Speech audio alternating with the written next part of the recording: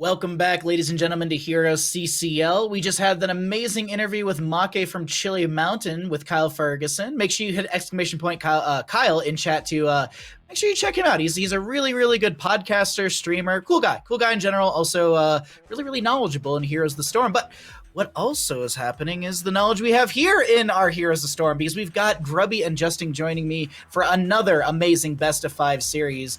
And you know what? We got a few minutes here before we get into everything. Justin, what'd you do on your break?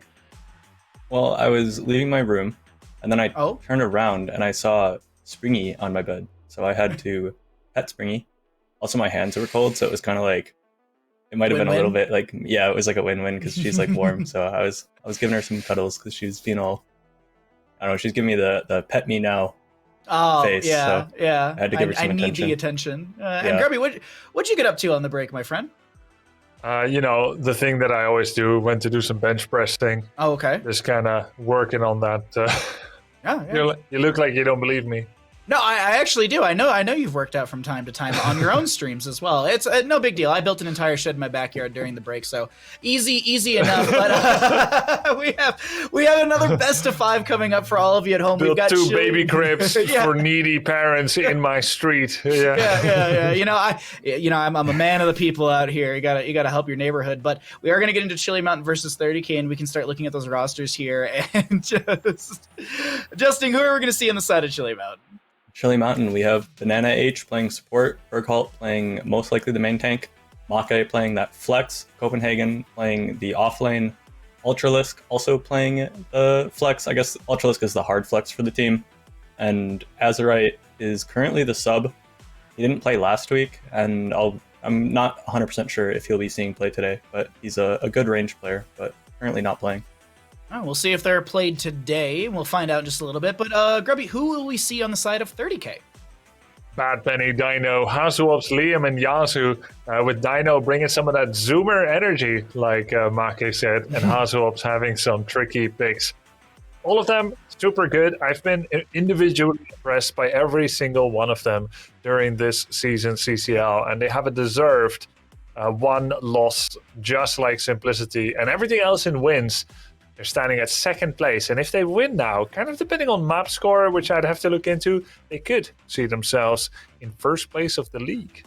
Things are definitely shaking up in CCL, but we'll look at some standings after this best of 5 series, because I believe we already know where we're going to go to for map number 1, and it is going to be 30K choosing to take us to Sky Temple. But if you're sitting at home saying, Bahamut, Grubby, Justin, how did we get to Sky Temple? The members of Chili Mountain won the coin flip, opting for first pick priority and banning out Dragonshire. 30K will be banning out Alterac Pass, and some map stats for all of you at home.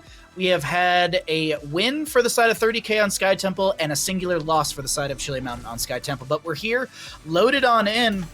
And Grubby, Justin, I noticed something weird in the break. I actually was, while during all this time of my construction, I managed to also check Twitter and do some retweeting. I noticed that there was like a weird character tweeted out today. Is CCL leaking like a new character or something like that on Twitter? Did you guys see that? I'm looking at it now. I was... Yeah, it's some woman. That's obviously a new character in Heroes of the Storm coming, right? Checking. I haven't seen it. Okay. You have an advantage on that. So there's a new hero coming, and CCL made it in the map editor of Heroes of the Storm. I don't see it. Oh, okay, all right. It's floating around there. I can actually. It's here. I'll throw it in our production chat. But either way, it's exciting things. Oh yeah, that I was just seeing on Twitter. And either way, we're getting into Sky Temple. I want to get your thoughts, Justin, on the bans and the picks so far. Rhaegar has not been picked or banned so far. We see Chili Mountain still banning Stukov, although he had those tiny little baby nerfs. So not a huge surprise. I think that makes sense. I think Stukov is still a first pick priority, first rotation pick, a worthy pick. The Vala first pick is fairly telling of what they're looking to do with their draft. I wouldn't be surprised to see them prioritize some form of double support with them already picking the Vala on the first pick. And Rhaegar is picked up for 30K. So that's... we'll see if he's able, or whoever's playing it for... Is that Nagrom playing it? Yeah. Yeah, we'll see if they're able to make it look as good as Legacy did in the first game, and maybe better than Legacy did on Cursed Hollow. It's exciting because we do have Nagram stepping in this weekend on the side of, or at least for this match, for the side of 30K, and Azerite will be here as well. Dahaka, Nubrak, Vala. What do you think about all this, Grubby? I haven't got your thoughts on it a little bit. Let's see. Azerite is playing. Who's missing?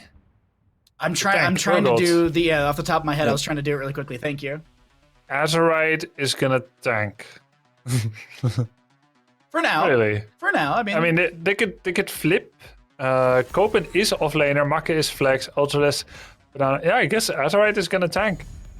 Interesting. We'll see how that goes. Very quick on the picks is 30K. And I did check, if by any score 30K wins, they're easily ranked first. They have a much better map score than Simplicity. Ooh. Anything but a defeat would see them... Anything but a defeat means 50-50. Would see them in first place of the league standings. So it's... Wow, that's actually kind of crazy. So 30K needs to 3-0 here, correct? If I'm understanding you? No. They can 3-0, 3-2, 3-1. Sorry. Okay, I did misunderstand it because that's how it sounded. As long as they don't lose. Yeah. Got you. I don't think I phrased it in the clearest way. No worries. There we go.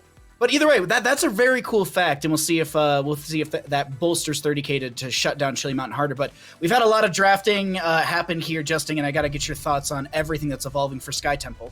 So we'll see what the last pick is for 30K. It could be Li Ming. It could be something completely different, but they're looking to blow up the front line. It is Tracer. Dino Tracer. Very scary. Tracer was permanently banned in the previous series.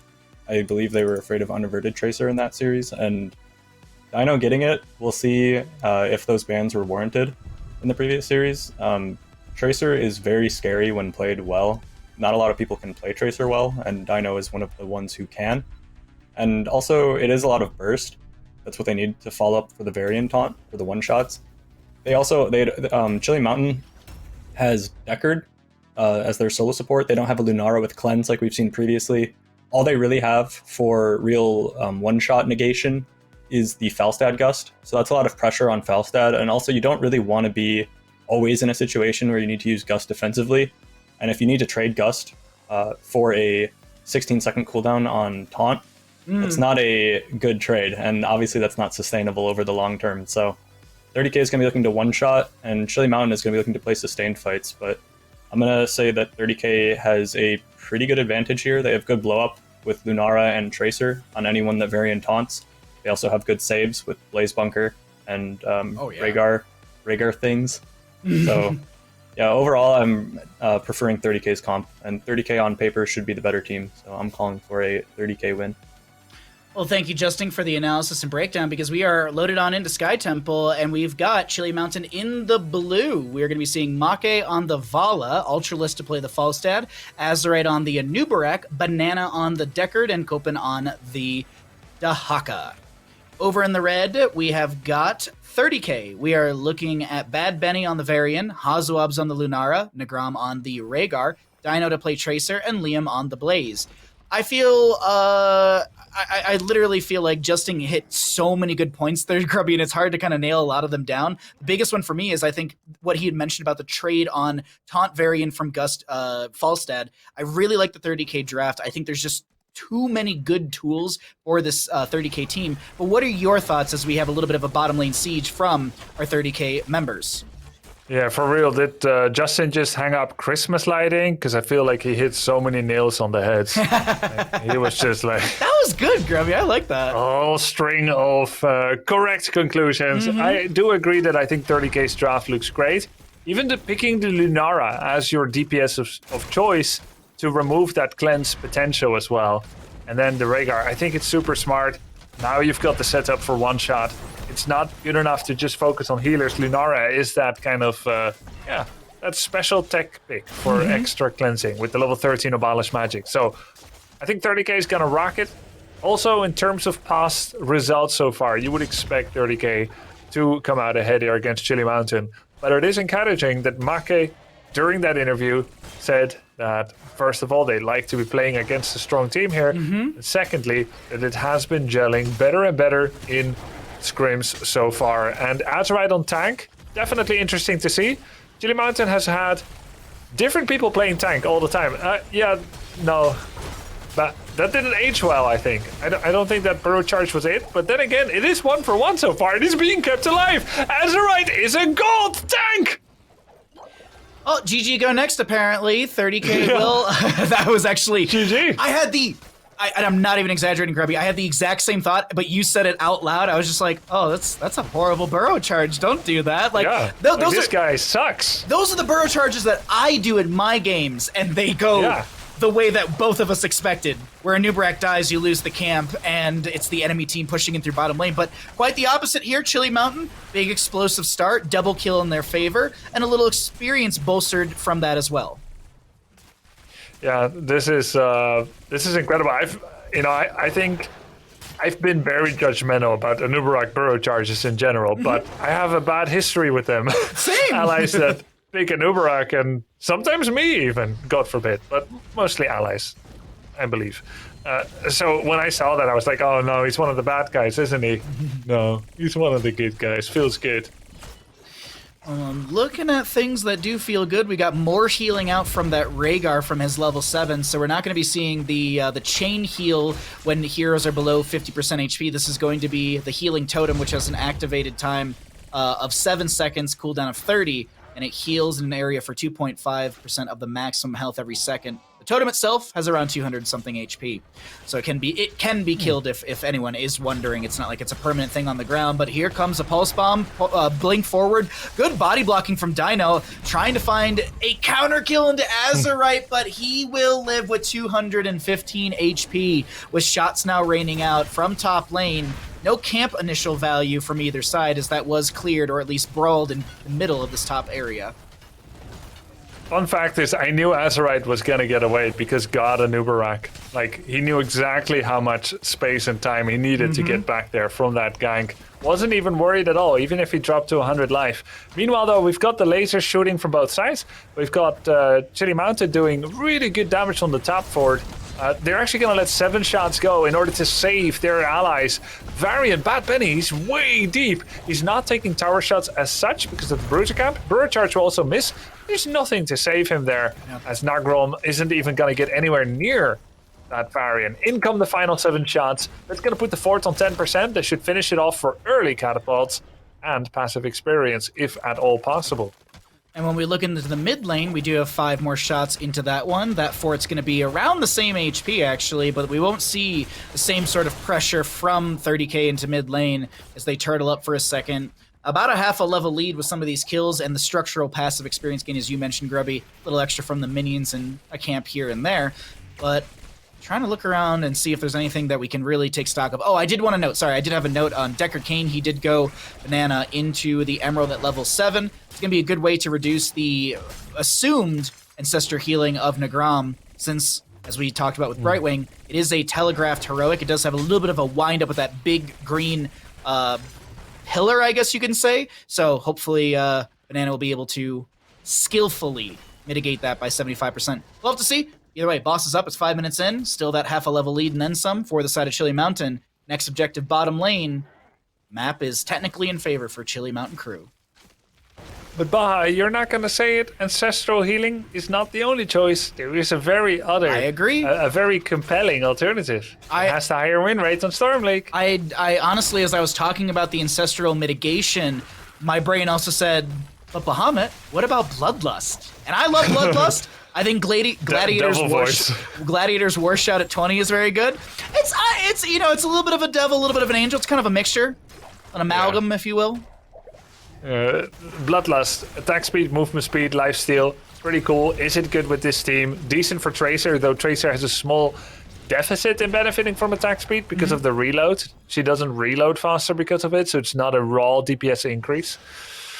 I mean, it could be. Yeah. Oh, Hazuabs with the Bloodlust could get some value on the Lunar with her sustainability and burstability with the 4 and 7, right? Or no? Yeah, decent. Again, not the bestest target. I feel like, honestly, among all of these, it's best for Varian. Oh, okay. Strangely enough. Okay. Just because of that heroic strike. Oh, true, forcing extra heroic strikes with parry. But no, it's going to be Ancestral. Save somebody. You know, I could see, you know that argument you just gave for bottomless flasks for Deckard? Yeah. When I'm dead, you've still got my potions. Bloodlust is kind of like that. Yeah. If Rhaegar gets cocooned, but he had turned on Bloodlust before, there isn't that one window of Ancestral to miss. But anyway, that's neither here nor there. Yeah. The game goes on. Tracer doing a bit of work on Falstad mid, but Ultralisk seemed to have dodged whatever happened. Pulse Ball must have missed. Meanwhile, Liam out of the bunker. There's a stay while listen, hitting 3. Isolation misses.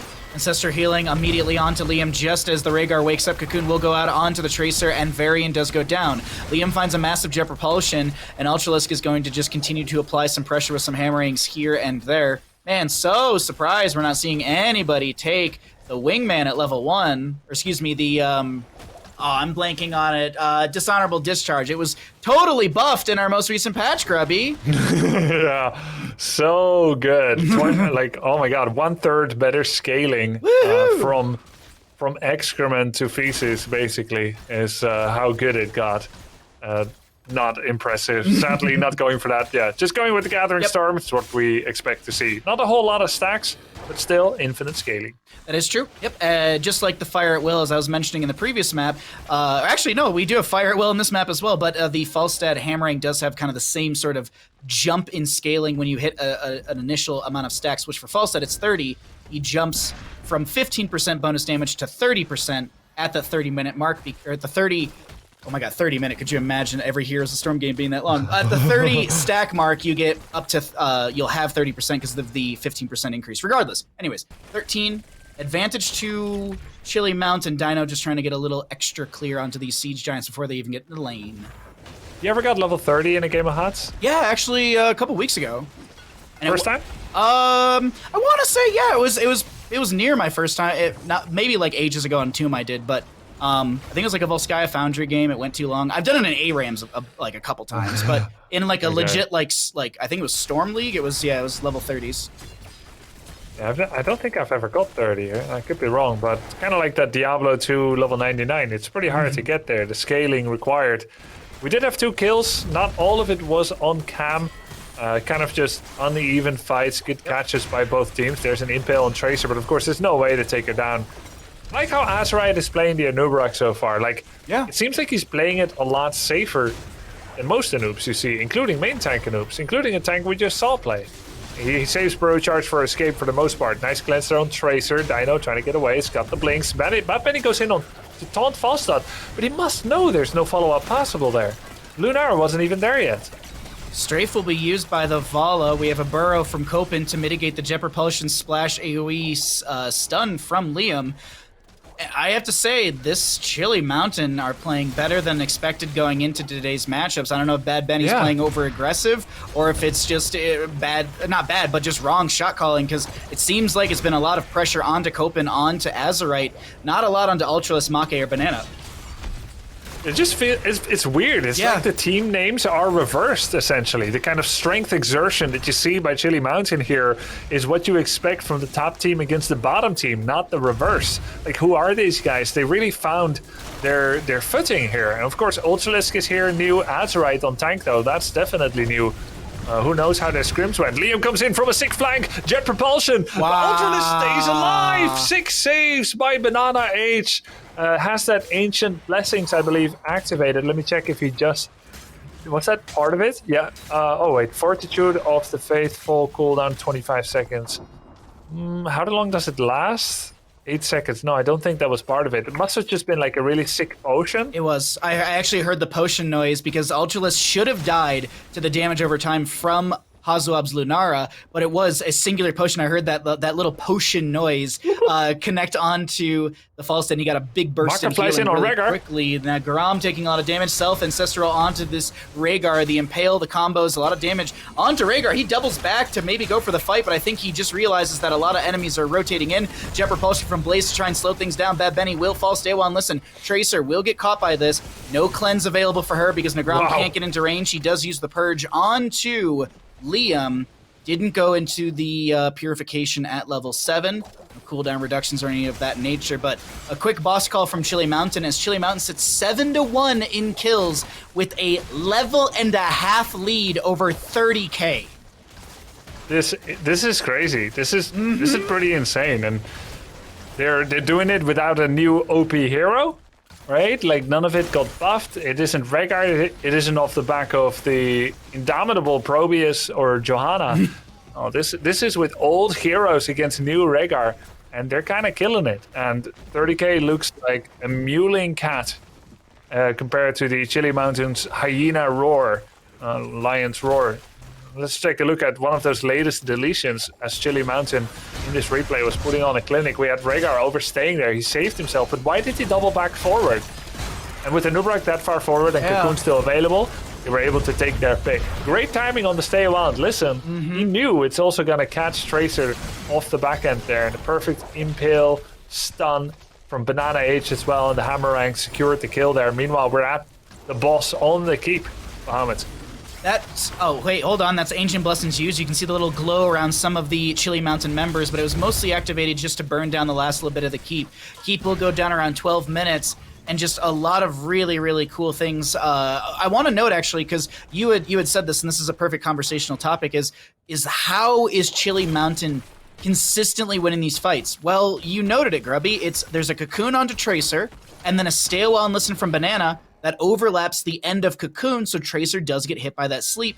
There was an engage in bottom lane at one point where she did get the cleanse, the purge from Nagram, so she could get the iframes of the recall. But that right there, as I had mentioned in the moment, Nagram was not in range to get that purge. It's not the biggest range. From right now, like where Rhaegar's standing right now, he can, he can maybe hit like Varian in the range that he's at, or Lunara. It's a very small range. Yeah. But where he was at that time, couldn't get the purge, didn't step back in for it. And I gotta say, Chili Mountain, we've been saying this, and I think this is the storyline of today's matchup. They're playing like a completely different team, and I don't know if this is catching 30k off guard, or if 30k really just need to build back their momentum, or maybe we're not giving Chili Mountain enough respect that they deserve, because this team sitting 7-1 in kills. Yeah, they're playing a lot better. Like, it's a combination of things. It's hard to prepare for such a big switch. You've seen, not to say you should go easy just because you know you're playing against a team that has lost all their series so far, but this is a big switch up from what you thought was possible. You've been studying tank play from Bergholt and from Copen and from whoever else did it. Even Max had a go. Max Passion had a go at tanking for Chili Mountain. Azurite is bringing something new, and I think he's playing a lot safer than many of the main tanks even. Liam dives in the backline. Make's so low, but it's going to be a lot of good defensive tools. Gust, Haradra Cube, and Scroll Ceiling, but now the new target's going to be Copen. Pops a lot of the Essence, and that Essence is not going to be enough. Huge Stay a While and Listen. Almost a 5-man Stay a While and Listen. Hazuab's not getting hit by that one. That would have been one for the bingo cards if you're following it, but still going to be having the singular kill onto the Dahaka 50-second death timer, so 30k will be looking for this double alter phase. My printer just asked me if I wanted to update my printer software. Caught me off guard. No, and never ask me again. Please, never. No, you're a printer. Just print the sheet of paper, please.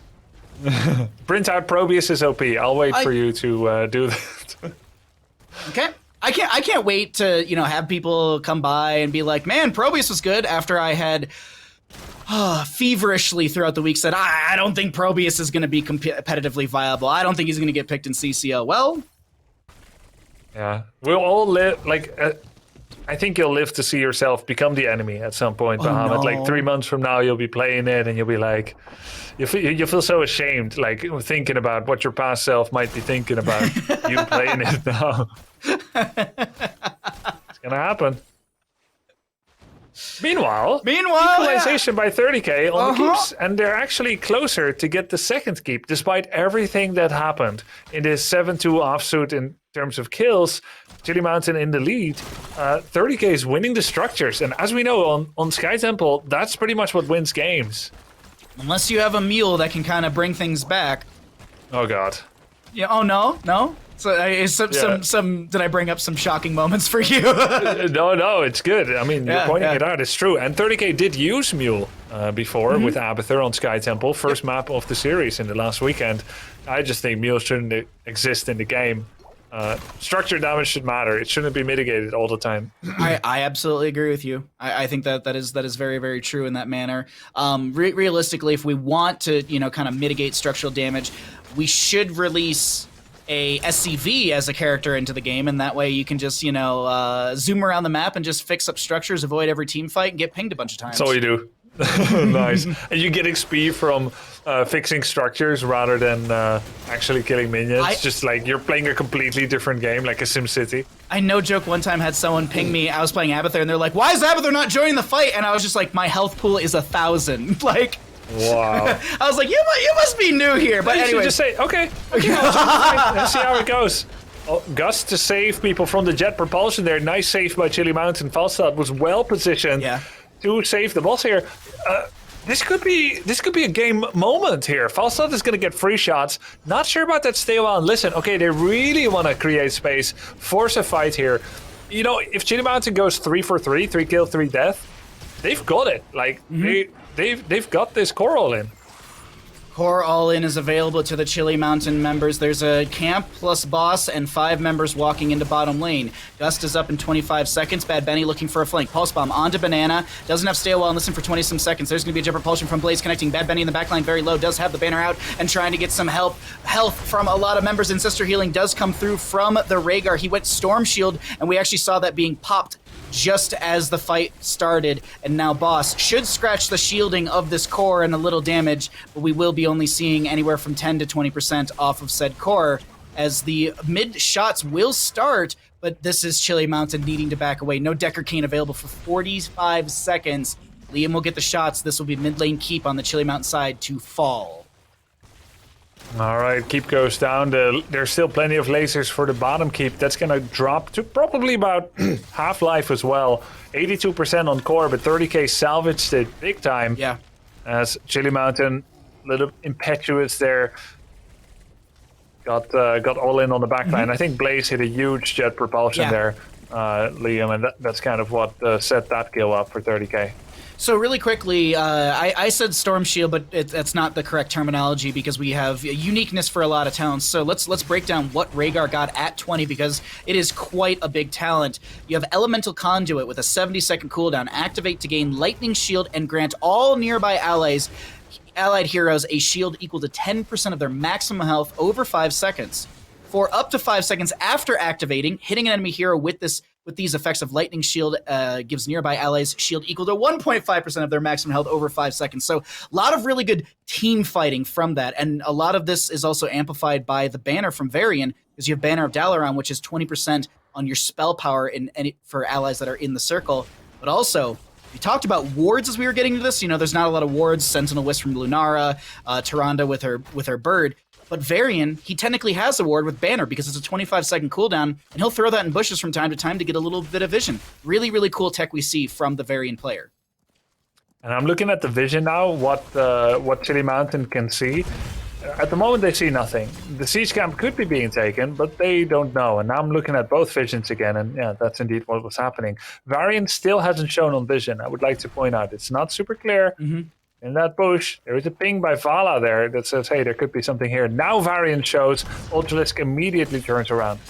There was actually, I was looking at the little red dots over the Chili Mountain members. You can actually see it over Make's head from time to time. That red dot means that the Chili Mountain members, are seen by 30k via the Sentinel Wisp. And that's the reason, you can see actually the range is like all the way to Azerite, and Decker Kane does scout out that Sentinel Wisp in the bush. But here comes a double temple phase. A good team fight, and I believe both of these temples would be GG over the side of 30k. A good team fight and double temple. I don't know if Chili Mountain wins through that, but one big team fight, they just rush in and end through bottom lane, right? Yeah, it goes pretty much for either team. Yeah, true. The problem is if Chili Mountain goes for core, but they're losing double temple, that can actually outpace their core. They also can't trade. They have no time to do any anti-soak, and this is a very smart play here by 30k, where they drive out the single camper, and then they walk away from the rotation, and Bad Benny will probably die. Hazelops will just be safe. Hazelops will go back, he will wait around here, and if Chili Mountain reconvenes back on the middle temple, then Hazu would just take bot. You see that the Haka is taking bot, but Hazu stays near to have that be an option. Meanwhile, they're trying to go for core at the same time. I mean, I think 30k can maybe do it with the damage here. Oh, the Ancestral comes in. Good Ancestral. There's going to be a wind tunnel utilized by Falstad. And here's the thing. Bottom lane, Hazuobs is sacrificing himself. If anyone in chat's like, why is no one on the side of Chili Mountain backing? It's because Hazuobs is delaying out backs. And holy crap. Well played from the side of 30k. realizing a win condition and taking advantage of that, because I definitely feel there is a world where Chili Mountain actually could have taken that map from that objective phase, the way that everything was kind of shaking up with all of 30K members getting split around the map. But I need to bring Justin back into this because I'm sure you've got a lot of stuff to break down for us here from Sky Temple. Yeah, definitely not the game one that we were expecting. Chili Mountain coming out looking a lot stronger than their previous weeks. I'd like to, if Chili Mountain had won, I would have given the MVP to Azerite. He looked very good on Anubarak. And it all came down to that final moment of just macro decision where 30K just outplayed them on a macro sense. So I'm glad to see Chili Mountain looking a lot stronger. In the early game, it felt like Bad Benny was not really getting any meaningful taunts off. And I'd say overall my MVP for the series for the game was definitely Liam. Every time Liam showed up, it felt like 30K could actually win fights, but when he wasn't there, it felt like they really stood no chance. Liam was hitting huge just 3-man jet propulsions over and over and over again. And I think that's what kind of kept them in the game through that early to mid game, where Chili Mountain had the chance to end the game with Boss, but 30K does defend. And that was sort of the turning point for 30K to get back into the game, was Chili Mountain maybe a little bit too over-eager trying to end the game there. Well, there is no keep and they do have Boss. They still have to win that 5v5 to win the game, and 30K did make their defense there with the help of Liam. The end, though, the macro decision from 30K was really, really smart. So they pretended that they were going to rotate bottom, and then what they actually did was sent Bad Benny to go stand on bottom, and the rest of them snuck out of vision and went back to gank the global that they knew that they would leave mid. Because they're in a situation where at the end there, Chili Mountain needs to fight for shots because they will lose to shots alone, since they only had 1 keep, and it wasn't even full HP, and 30K had 2 keeps. So 30K did a really cool trick by pretending that their whole team was rotating bottom, and then Chili Mountain thinks, okay, well, obviously we just leave our global on the mid shots and we go fight for whoever's on bot shots. But 30K pulled a kind of a reversal card here, and they actually snuck through fog and went and ganked the Falstad, who was holding the mid shots. So that was a really, really good macro play by 30K, while also sending Dino and Nagram on the Rhaegar and Tracer to go to core. Really, really well played on a macro sense by 30K. But their early game and team fighting looked a little bit lackluster. It really looked like they were actually just getting outplayed in fights by Chili Mountain. So good to see from Chili Mountain, but in the end, the sort of just veteran macro decision-making from 30K is what wins them the game. 30K will take map number 1 in our second best of 5 of the day, but it wasn't an easy task up against the side of Chili Mountain, as you were just mentioning, Justin. Chili Mountain looking like a bigger threat, potentially freezing out 30K. I do agree that Bad Benny I feel like he struggled a little bit, and I know they did win the map, but it seemed like the engagements were a little bit of a struggle. Maybe we see an adjustment onto the tanking priority or just the tank play priority. We also have to give a little bit of credit over to the side of 30K. They are playing with a sub today. And I know Chili Mountain is as well, but Chili Mountain's been changing up their rosters, their play styles, their hero priorities for different players, trying to just lock down what is the best way for them. For 30K, they have a pretty established way they do things. So I'm sure Nagram kind of changes things up a little bit, and there is a little bit of a gap to fill with Yasu not playing this weekend. I want to say I got information about this, but I'm completely blanking, so I'm not gonna try and remember. If maybe someone in production can remind me. I thought there was a note about Yasu for me this weekend. Message self-destructed. I know, right? Like I swear I got a ping from someone about it. But anyways, we're getting set up for our second map in this series. And Grubby, what do you think about this? Like, what do you think about this? Just the series overall after seeing SkyTemp? Well, that feels like the kind of game that on a different map, Chili Mountain may have won, but Sky Temple, macro calls, and just kind of deconstructing your opponent's wall of defenses brick by brick matters more than chalking up another team kill on the whiteboard. And that's kind of classical Sky Temple. I mean, winning with 3 to 8 in kills, and they did it well. There's that experience from 30K, maybe from Hazu, kind of pulling through, sending the right amount of people bot, 2 bot, 3 mid, then 2 on core, 1 there, and 1 hovering and delaying. It was very clever final game sequence by 30K, even to the point that it snuck up on me as it was happening. Like, I saw the 2 on core, I was like, yeah, this is smart. I was still explaining the tempo rotational calls, and it seems like likewise Chili Mountain was also a bit unawares. But in terms of draft play, it was all fine. Anubarak, never died on another map. this kind of team draft and kills may have worked for a win for Chili Mountain. So it's still encouraging for them. Very encouraging. I did just get the update. So for Yasu is visiting family, so that's why we have Grom stepping in this weekend. But we also have our next map up and available. It will be the map choice of 30K, as Chili Mountain, the losing side, has opted for first pick priority in map number 2. So 30K are going to go to a map they feel extremely comfortable on, as they have had 4 wins on Battlefield of Eternity, whereas Chili Mountain has lost this map 3 times. No losses for the side of 30K. And I mean, as we get into this, Justin, what are your thoughts about Battlefield as a map pick? So this is not a map. This is a map like how Grubby had hinted at, that had the last map been different.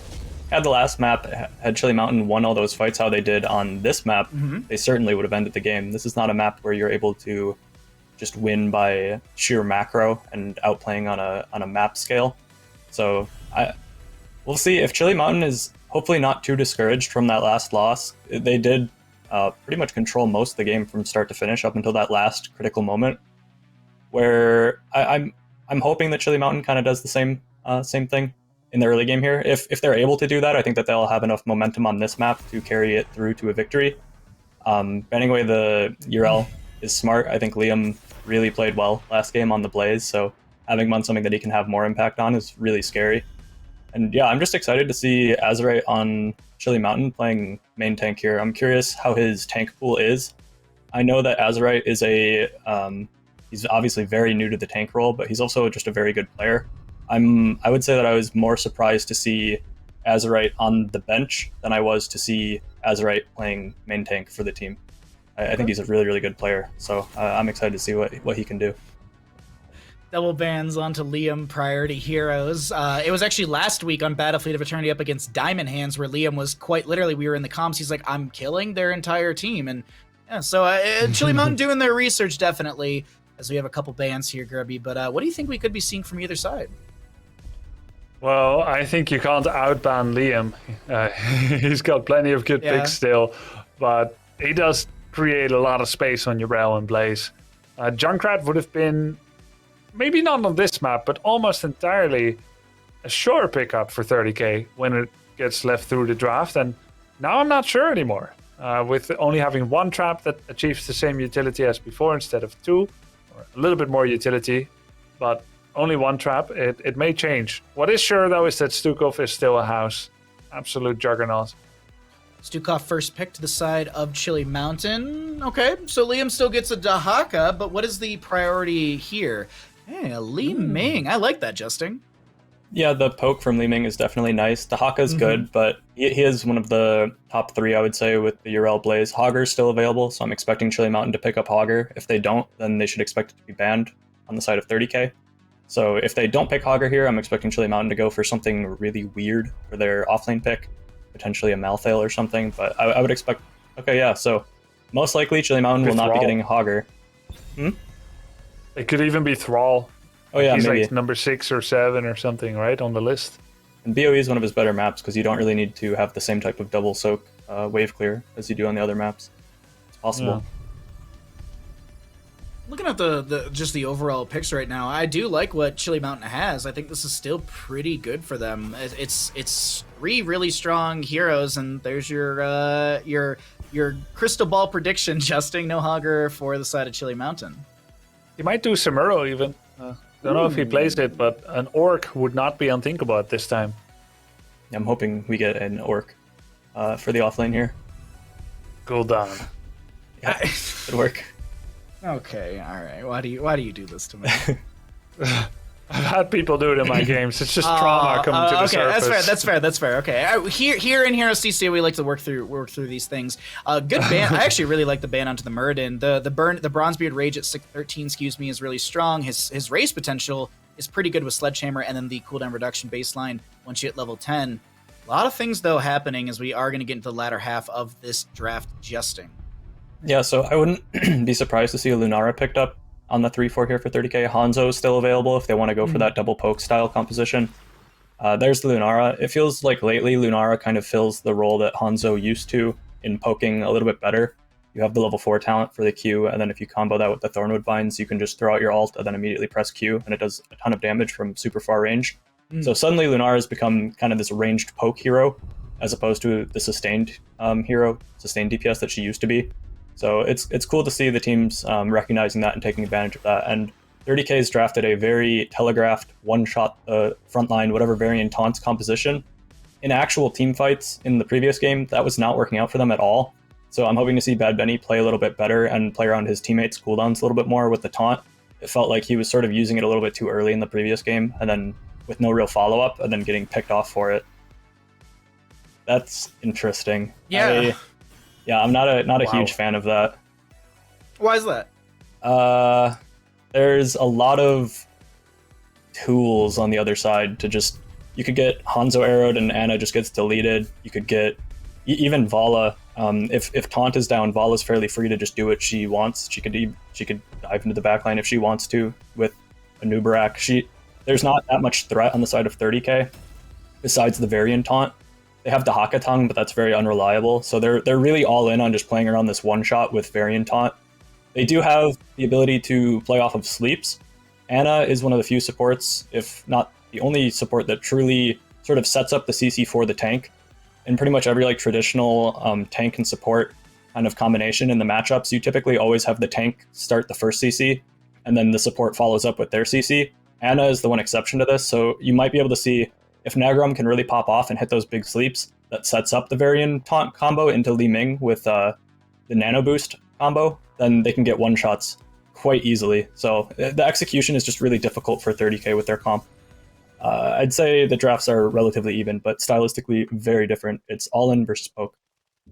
All right, well, we'll see who is going to be able to go all in, or who's going to be able to poke down the enemy sides. Justin, thank you for the analysis and breakdown as always, as we got Chili Mountain in the blue, Copen on Stukov, Make on the Vala, Banana to play the Rhaegar, Azerite on the Anubarak, and Hanzo to be played by Ultralisk. Over in the red, we got 30K, Dino on the Li Ming, Bad Benny on the Varian, Hazuabs on the Lunara, Nagram on the Ana, and we have Liam on Dahaka. A fairly similar draft as we had seen in map number 1 from the side of 30K. Actually, not that similar. Sorry, I was drawing too many illusions or too many connections because I was like, oh yeah, Varian, Lunar, and then I was like, wait, Li Ming wasn't there, Dahaka wasn't there, Ana wasn't there. But still, a good draft from both sides. I'm leaning into 30K. I think that the kind of the backdoor win was a nice kind of like, all right, we took map number 1, we looked a little shaky, but we should be able to bring things back. What do you think about all this, Grubby? Got a little bit of a 2-3 split from the side of Chili Mountain. Well, it's the first time we're going to see Rhaegar in a double support lane. And that's why we can have that 2-3 split with Vala up there. Somehow 30K is very well aware of this kind of predilection. Oh my god, no way! Did you guys see that? No, you didn't. Only I saw that, right? And Hazu saw it. So what happened? What happened? So we had reactive ballista spores from Copen on Stukov off lane. He did a big slow on Daka, who was already... I think he was for like 5 seconds behind his own gate already, Liam. Wow. And he still kept getting hit after hit after hit. He was super slow. Vala still kept getting auto attacks. And Stukov, with the silence, it actually finally finished him off. A pretty damn impressive kill there. And Liam, who is a great offlaner, must feel the sting of that. A little bit of a sting of that first kill from Make and Copen as Bad Benny is trying to come up here. No 4 talent for the Varian just yet. The assumption is it will be another taunt from him to lock someone down, but still, that charge, you do have the Lion's Maw as well, or the Lion's Fang, and it is going to be allowing you to slow enemy heroes down, also building out stacks on that, but while Nagram is down here by himself, Azerite and a few others will try and siege in with the Impaler camp they did get from the bottom of the lane, but it doesn't seem like they're going to get much siege on the side of Chili Mountain, as Bad Benny, Hazoabs have come down to start clearing out this bottom lane. And we'll see our first objective announced here in roughly 20 seconds, and in 40 seconds it will be up for contest. 50 seconds, excuse me. Very curious to see how Ana will actually perform at the Platinum to Masters in Storm League. The best level 4 win rate talent as part of a successful build that has the best win rate, noting that she is a little bit low on average because she's hard to play, is Debilitating Dart. The most common is the full Sleep Dart build into Stun, Cleansing, the Smelling Salts at 13. The Debilitating Dart at level 4, pretty short cooldown, 20 seconds. You do a 4-second big slow and damage reduction of a subject, and he does indeed go for that target, Debilitating Dart. And if no heroes are hit, you can actually cast it again after 12 seconds instead of 20. So there's a little bit of a forgiveness mechanic. There's that. Biotic Grenade was super effective actually at hurting and keeping Make hurt, but just not enough damage to finish him off. But Ana has always been an excellent choice into double healer with that 100% healing debuff. That's something we did not note during the draft or during our conversation. Copen is going to get the cleanse from Banana with that Purge. We do have Dino blinking over the wall, some scatter arrows coming out. There's going to be a taunt onto the Anubrak, lurking arm from Stukov to zone back the enemy side as a big Arcane Orb comes through. Azerite gets chunked. That's a reset for Li Ming. First kill of his side of 30k as they advance further forward. Liam looking for the drag onto Copen, but will not be able to land onto this Stukov. Looks like Ultflesk is going in with the flank. He just needs one more arrow, perhaps. He's aiming. He's thinking. This is a risky position with the Dahaka varying around, and we also have that taunt off cooldown. We know that it's off cooldown. But yeah, Biotic Grenade reducing the received healing by 100% for 4 seconds. Or no, excuse me, for 1.75 seconds. Sorry. Man, if it was 4 seconds... Is it just 1.75? Enemies hit take 76 damage and receive 100 less healing for 1.75 seconds. Oh, it's the increased healing is 4 seconds. Yeah. That's I was like, I read the 4 and I was like, that can't be right. That'd be insane. We'd see so much more Ana. I thought it was. I actually thought it was, but yeah, 4 second healing debuff would be pretty crazy. So the race will be out from either side, and it's Chili Mountain to get the first objective phase. This is going to be going into, I think, top lane? I think that one's Ted. Yeah, it's taking less damage. So Seven's looming, but it is going to be 30k for the defense while Alarian moves into top lane. And for anyone wondering, Alarian does 546 standard damage, 1,092 damage into structures, and for funsies, 6,006 damage onto minions. 1,000 into structures, you say. These towers have 2,500 life. He's going to 3-shot them. There's shot number 1. There's 2. And a little bit more. And it is down. It's now turned melee as it has lost its shield. No more ranged. We have everyone working away on clearing that as quickly as possible. Chili Mountain took a lot of damage. That's why they are going back already. Basically this is what happened to Liam at level 1. Thanks for showing it again, Chili Mountain. Liam was just like, oh, I think they might have missed that kill on me. Let me showcase how that happened, but not die this time. The Alarian Immortal will be cleared out in top lane. Lunara still floating around.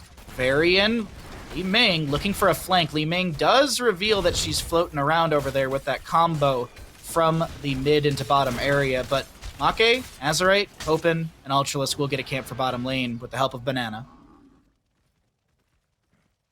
And this is the first time we're going to see Rhaegar's level 7 ability, Purification, in the CCL. It's so when strong. Purge removes a slow, stun, root, or silence from an ally, also heal them for 356 HP and refund 40% of its cooldown. Using Purge on an enemy hero deals up to 450 damage to shields. Well, there are none. And reduces healing received by 40% for 3 seconds. Interesting. And that's the only source of healing reduction on anyone of Chili Mountain. So that's going to be a unique utility. Pretty cool. And he gives up Totemic Projection.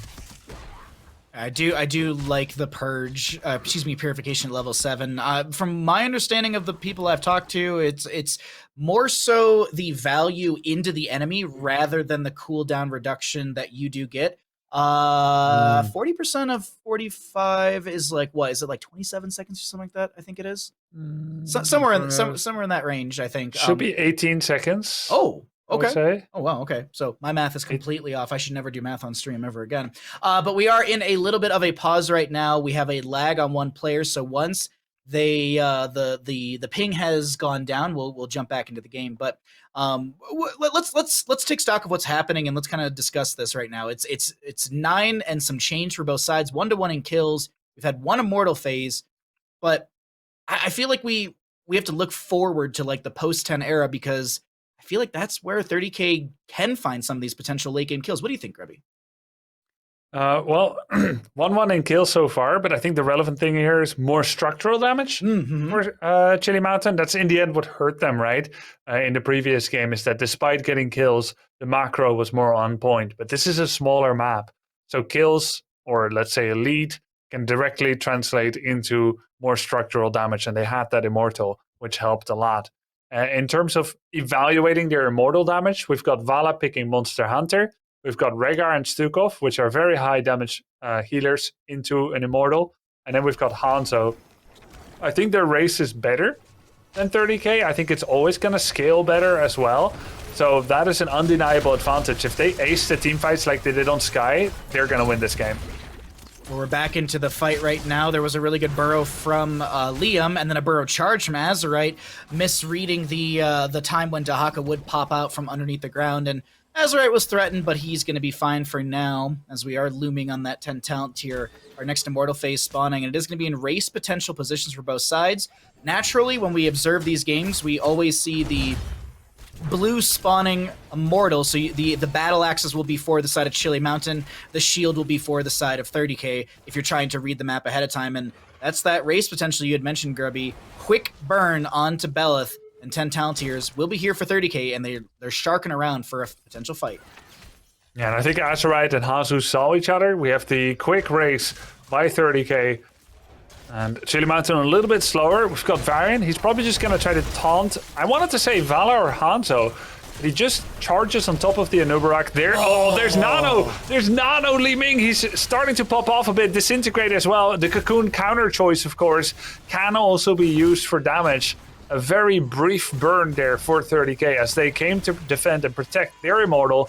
They got the kill on Vala, who's actually the highest DPS on the Immortal. And now I think 30k may have just won themselves the objective. There's going to be a fight breaking out onto Bad Benny. We had a cool moment there, but we can talk about that in a second. Oh my god, goodbye to Anubarak's health bar. And I feel like we're seeing something similar onto the Vala kill. It was a really good sleep dart, and then Bad Benny is just like waiting for the moment the sleep dart to end, and then goes in for the charge, goes in for the taunt, at least onto the Vala, but now another taunt onto the Stukov. He will fall as well. 1, 2, 3, triple kill to the members of 30k. They will be able to get the Immortal during all this, but Grubby, we have missed an entire factor during all of this. Top lane got an entire fort. Yep, Chili Mountain's forts got bruised, as that's just one part of the problem, right? Chili Mountain also twice late on the Ancestral healing for the blow-up target. They tried to fight 4v5. 30k did the hard thing and didn't do any racing during Chili Mountain's attempted race.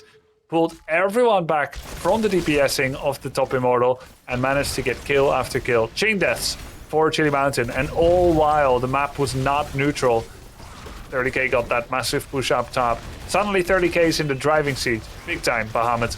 30k, as we're, making these automotive references, is definitely shifting up a gear in their aggression. Dahaka does brush stuck onto the left side of our screen, but he immediately goes into that corridor trying to get away because Liam realizes Bad Benny is massively shoved out. The Immortal does end. Top lane is pressed up, and that means that Stukov has to respond.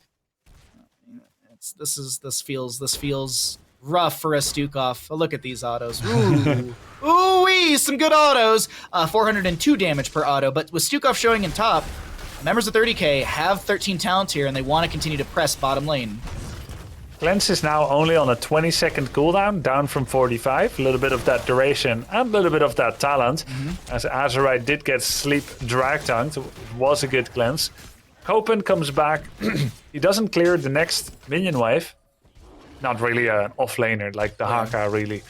This is a 5-man kind of draft by Chili Mountain, and they need to make it work as 5. There he goes again, just soaking up a bit. They know he's there, so they can push in very aggressively. If Nagrom hits another sleep dart, dude, he's been insane with those darts.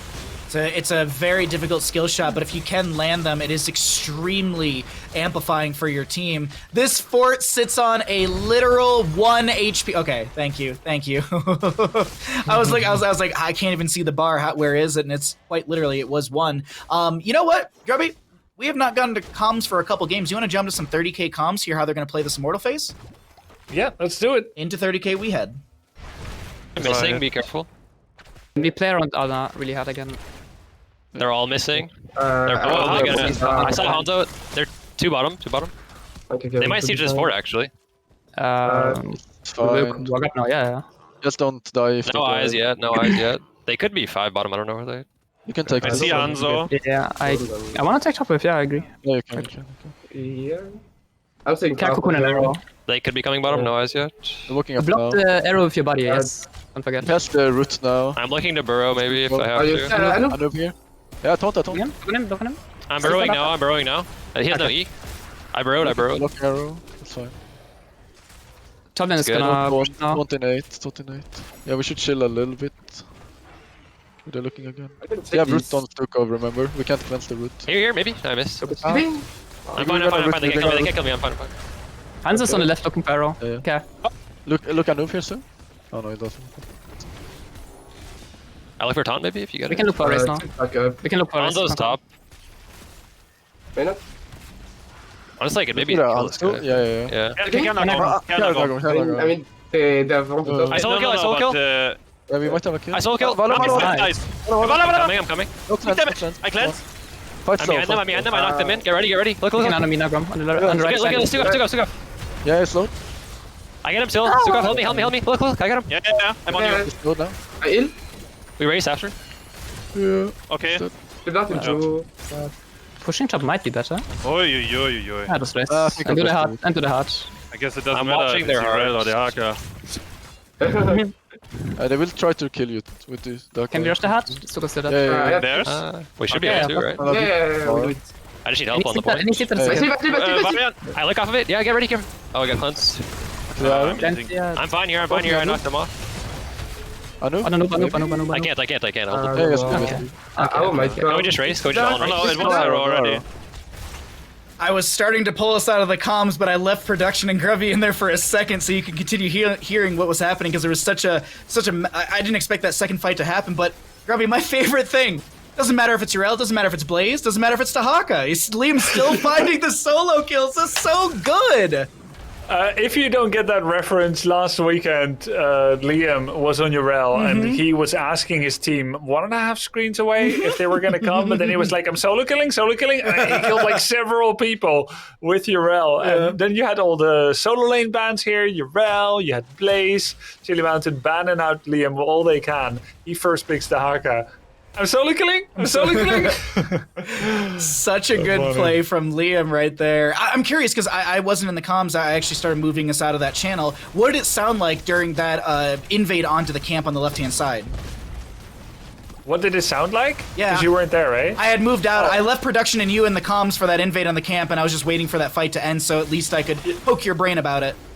Yeah. So it was like Liam, he stayed there. They tried to get Ana. They mentioned that she got... they tried to get Vala. They hit the grenade on her. They mentioned she got cleansed. That kind of ended it. Liam burrowed, unburrowed, tried to get it. Then he realized he couldn't get it. He's like, I can't get it. And they're like, yeah, it's okay. So they gave up the point. Liam got away with like 30%, 20% health. So it was totally legit. Very good communication. Good check onto the bush from Stukov to make sure that no one was setting up into a bottom lane gank. And this is what we've talked about, the concept of turtling, but we're starting to see that on the minimap right now. A lot of members of Chili Mountain playing safe near their keep range. You can even see Vala in bottom lane not stepping too far forward, just trying to slowly soak up this experience as it comes into them. But look at Varian Li Ming on the minimap. They were stepping far forward. They had to wisp in the bush, but they will back away. Not wanting to stagger a death out, because a staggered death or a kill into a 30k member that's too far forward, that could be the door opening up for Chili Mountain to start to rally in map number 2. Yeah, for sure. And Li Ming and Varian can absolutely kill Hero together without any help of support. If anyone rotates wrong, Totem there with Lightning Shield. Oh, these sleep darts, bro. Whoa, Make! Almost No losing. glass cannon, or they would have had the kill. Or maybe like quicker nano, I'm not sure. Maybe he did have it. It was close though, it was really cool. Nano's on a 60-second cooldown. It's got set. Yeah, actually, maybe a little bit of a quicker nano could have been the option, but that's not the case because we're getting our third immortal phase of the game, and it's going to be up in about 5 seconds. North-south positioning, and it's going to be race potential on the north side for the members of 30k. Little scouting arrow from Hanzo. He's got 45 seconds on his Dragon's arrow. Benny walking away, just kind of walking around there with that sword, with that shield. Not mounting, he can't because of the beetles. Just trying to stay safe. Meanwhile, they must know there's going to be somewhere in the bush. HeroesHearth gets a shot, walks away. Azurite having trouble with the mobile ranged damage dealers of 30k. In comes the Haka. There's a taunt. Drag tongue. Oh, Great. man, that deletion. great 1-2 punch. Copenhagen will get the Ancestral this time. Liam gets the isolation hit, is going to get chunked, gets some good healing out from this Ana. And we have a slow onto Ultralisk. Ultralisk trying to play into Hazuabs. Bad Benny dives in the backline once again. Hazuabs almost gets chunked by the scatter arrow. There's going to be a slowing totem. Rhaegar goes into the fight. Oh my god, how did that drag from Liam? The drag from Liam saves Hazuabs. I was like, what bopped him? Whoa! I think you summed it up very well there, Bahamut. Woo-wee! Pentakill to the side of 30k. They're going to rush towards core and they're going to end game because that is what you do when you kill 5 members. Nubrak is up now, Hanzo in 14, but I think we even heard Hazuab say exactly that in the comments. I can't believe how well 30k quite literally executed the side of Chili Mountain in that last engagement. There were some good fights back and forth, but it's Liam, the MVP, setting up fight after fight after fight. Bad Benny playing off of the drags. Liam, a strong factor. But actually, I give all this praise to Liam and Bad Benny. You know who I need to praise the most in all of this, Grubby? Who? Nagram. Nagram had the most outstanding Ana play today. Like this, maybe even the entire season. Or sorry, to date.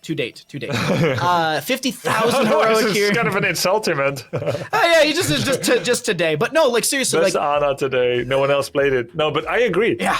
Great healing darts. Like even that drag tongue that just pulled Rhaegar back from Lunara. Lunara had 17 health. He even hit that grenade and healing dart. She was like way off the screen. So many insane sleep darts, right? Smelling salts from level 13 were a big factor for armor. You also had active reload for the triple dart as well. Good play from the side of 30k, collapsing into the side of Chili Mountain. And it's realistically 30k who are the big avalanche in this one here, Justin, right? Yeah, 30k looking very scary and strong here in this game on BOE. Not looking quite like the last game where Chili Mountain was really controlling the fights and winning in all the micro sense. This game felt like after the first Immortal, just all 30k after that. And their composition, like I touched on in the draft, is significantly harder to execute. But 30k might be the best team we have in the CCL, and they definitely were able to execute. It's not an easy thing to combo all these things perfectly. Chili Mountain has many tools to stop these things. They have Stukov ultimates to reset things. They have double support to save people. The heal grenade, anti-heal grenades from Nagram were very good. The sleep darts from Nagram were very good. His team did a very good job of kind of just protecting him at all costs. You could hear when we listened to the comms. I think Dino was saying, like, remember to tank the arrow with your body, like anyone pretty much. And then we also heard, it's kind of funny that Liam gets the solo kill again when we're listening to comms. It's almost like the reverse caster curse sort of thing. Whenever we listen to 30k comms, Liam just starts getting solo kills. So I guess 30k might want us to do that more, but really good play from Liam, good play from Nagram, good play from Dino. Really just everyone on 30k played exceptionally well. And yeah, Nagram in particular, easily the best Ana we've seen today, and possibly the best one we've seen in the CCL. I absolutely agree, Justin. Like here's that moment where there's the drag onto Banana that saves Hazuabs. It's superly well played, and you know, credit also to Dino, because Dino had some insanely good angles with this Li Ming. Like, look at these resets just left and right with Li Ming. Great play from the side of 30k, really coming online in map number 2. Look at making map number 1 kind of look like a warm-up in comparison when it comes to execution, play style, and overall communication. Kind of wish we were able to get to the comms for 30k for that first map just to see how they were kind of trying to deal with the oppressive nature that was Chili Mountain. But we are going to take a little bit of a break here. We're going to let these players get ready for map number 3. In this break, before we even go to the break, I want to thank all of you at home. I did see that we broke $9,000. I think it actually just updated again. We're at $9,059 because of your support. So thank you everyone at home for pushing to that goal to hit over 9,000 today. We really, really do appreciate the support. If you would like to support HeroesCCL further, if you want to push for 10k today, you can hit ! Prize pool in chat, and that'll get you over the match Reno if you'd like to donate. But as I mentioned, we're going to take a small little break. When we come back, map number 3, will Chili Mountain rally like the members of Storm Esports up against Simplicity, or will 30k shut things down in a 3-0 fashion? Don't go anywhere. This is HeroesCCL presented by Wisdom. Welcome back, ladies and gentlemen, to HeroesCCL, presented by Wisdom. My name is Bahamut, joined by Grubby and Justin, but we've got one extra friend we got to bring back onto the screen. We got the good boy, Bandit. We got Bandit. He is on screen. Yes, he knows what's happening. Because of all of your support, thank you everyone at home for the donations. We've hit over $9,000 for HeroesCCL prize pool, so let's get Bandit some good old treats.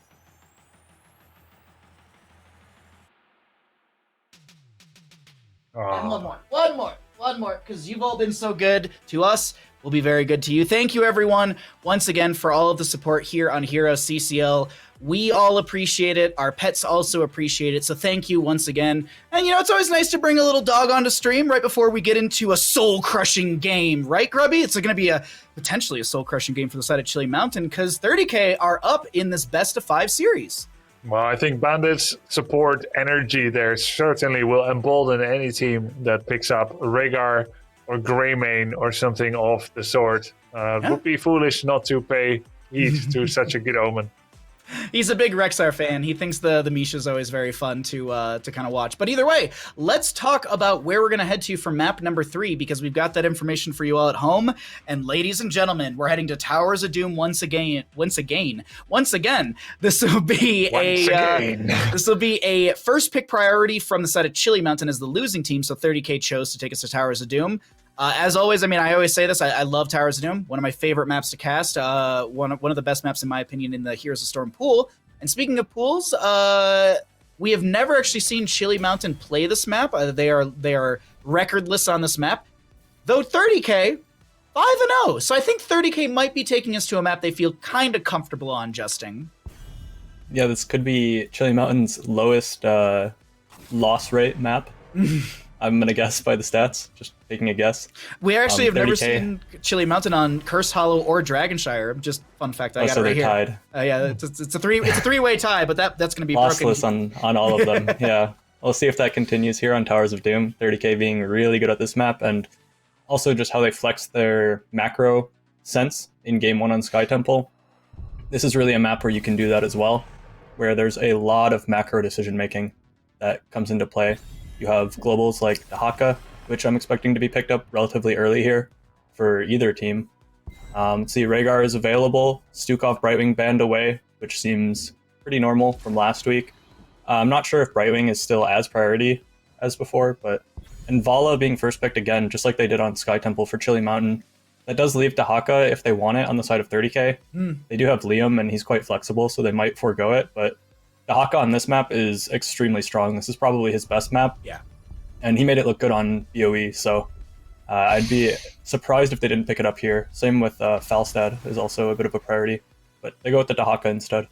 Alrighty, so we have a Lucio Dahaka, some speed from both sides, because quick rotations can be critical on this map. So you're going to start out with Dahaka, who can go enhanced agility at level 1, and then Lucio, who can amplify said speed with the amp it up and just his overall baseline crossfade. What do you think of everything, Grubby? Because I'm curious to pick your brain on Towers of Doom. I'd say Blaze or Leoric is likely, and then a tank maybe. But they picked their healer already. This is interesting. 2 healer bans, 1 picked. They might have been afraid to lose Deckard, but it's clearly their favorite. It could have been anything else, though. There's a fairly big roster, though Deckard is among the higher remaining picks. But more than that, it's not about why they pick him, but it's about what they are hiding in the 4th and 5th slot potentially. Medivh ban is normal for Medivh Diablo synergy. Diablo tends to shine when people don't have heroes that can kill him. He tends to really fail into mass CC with 1% damage dealer or so. Things like Garrosh really controls Diablo. Garrosh, Junkrat, even Malfurion can make it very hard for him. So good to see a Garrosh ban here. Also great synergy for Garrosh and Lucio. But they're going to remove Tychus. They say, hey, you already picked your offlaner, so you do not have access to Leoric Malthael very easily. Tychus is really the other big one that can kill Diablo. Now let's see what's going to happen next from 30K. They have played Tychus 4 out of 5 times on this map. I have just like the quick stats, and it's 100% win rate. So yeah, I think it's a lot of respect onto Hazuabs with this Tychus. He's been so dominant. Played it 9 times overall in the season for his team with a 66.67% win rate. But a lot of Greymane flavor today, Justin. I personally am loving it. And, I think 30K is saying thank you for that little bandit treat earlier. for the Greymane pickup. Oh yeah, look, we got another good boy here being picked up. And that the Greymane makes sense. In the previous games, I think it was mostly a counter to a Nubarak. In this game, they're using it for Curse Bullet to substitute for the Tychus so that they have some % damage going up against the Diablo. Azerite being very new to the tank role, we'll see how he fares. This is one of those situations where, depending what they last pick here for the side of 30k, it could be the Lunara, it could be Mephisto, it could be something completely... Probius? They can basically pick whatever they want. Probius, perhaps. Yeah, they could play Probius. They can play pretty much anything in this slot. They have the Greymane to deal with the Diablo. So we'll see if Azerite's able to survive here. Once again, there's not a lot of heal and survivability for Azerite on the Diablo on his tank pick. And especially now, if they get the mind control, things are a little bit scary for Azerite and Chili Mountain. Deckard doesn't have a cleanse like most of the other meta supports right now do. Lucio has high 5, so that's covered. They didn't draft Lunara with it, which is typically what we've been seeing, is Lunara plus Deckard, so that you can supplement the Deckard with the cleanse from the Lunara. So once again, we're in a situation where Chili Mountain is going to be relying basically exclusively on Falstad Gust to reset fights and save Azerite. It's a good draft, honestly, from both sides, but who is going to be taking this map, Justin? So I'm definitely heavily favoring 30k in this draft. They have a Nubarak and Dahaka, which has the Cocoon and the Isolation, so they have 2 ways to isolate targets, which means that they can either Cocoon Diablo and fight past, or they can just Cocoon Deckard and kill Diablo, or Cocoon Falstad and kill Diablo. There's a lot of tools for 30k to punish the front line. Leoric also performs very poorly into double ranged, and they do have the Greymane Sylvanas, which is just really good sustained damage from range. So I'm heavily favoring 30k in the draft. Alrighty, Justin, thank you for the breakdown analysis as always, and we'll see you after the game because we are loaded on in to what could be the final map of the day. We've got Chili Mountain in the blue, Make on the Vala, Copen on the Leoric, Ultralisk will be on the Falstad, Azerite on the Diablo, and Banana to play the Deckard Cain. Over in the red, looking for a quick 3-0, and to bolster their stats in our standings, we're going to be having 30k. Liam on the Dahaka, Nagram on the Lucio, Hazuabs to play Sylvanas, a Nubarak will be played by Bad Benny, and Dino will be playing the Greymane. I am all in for a 30k win as well. Grubby, excuse me. What do you think about these drafts for Towers of Doom? Well, I think 30k has the better one.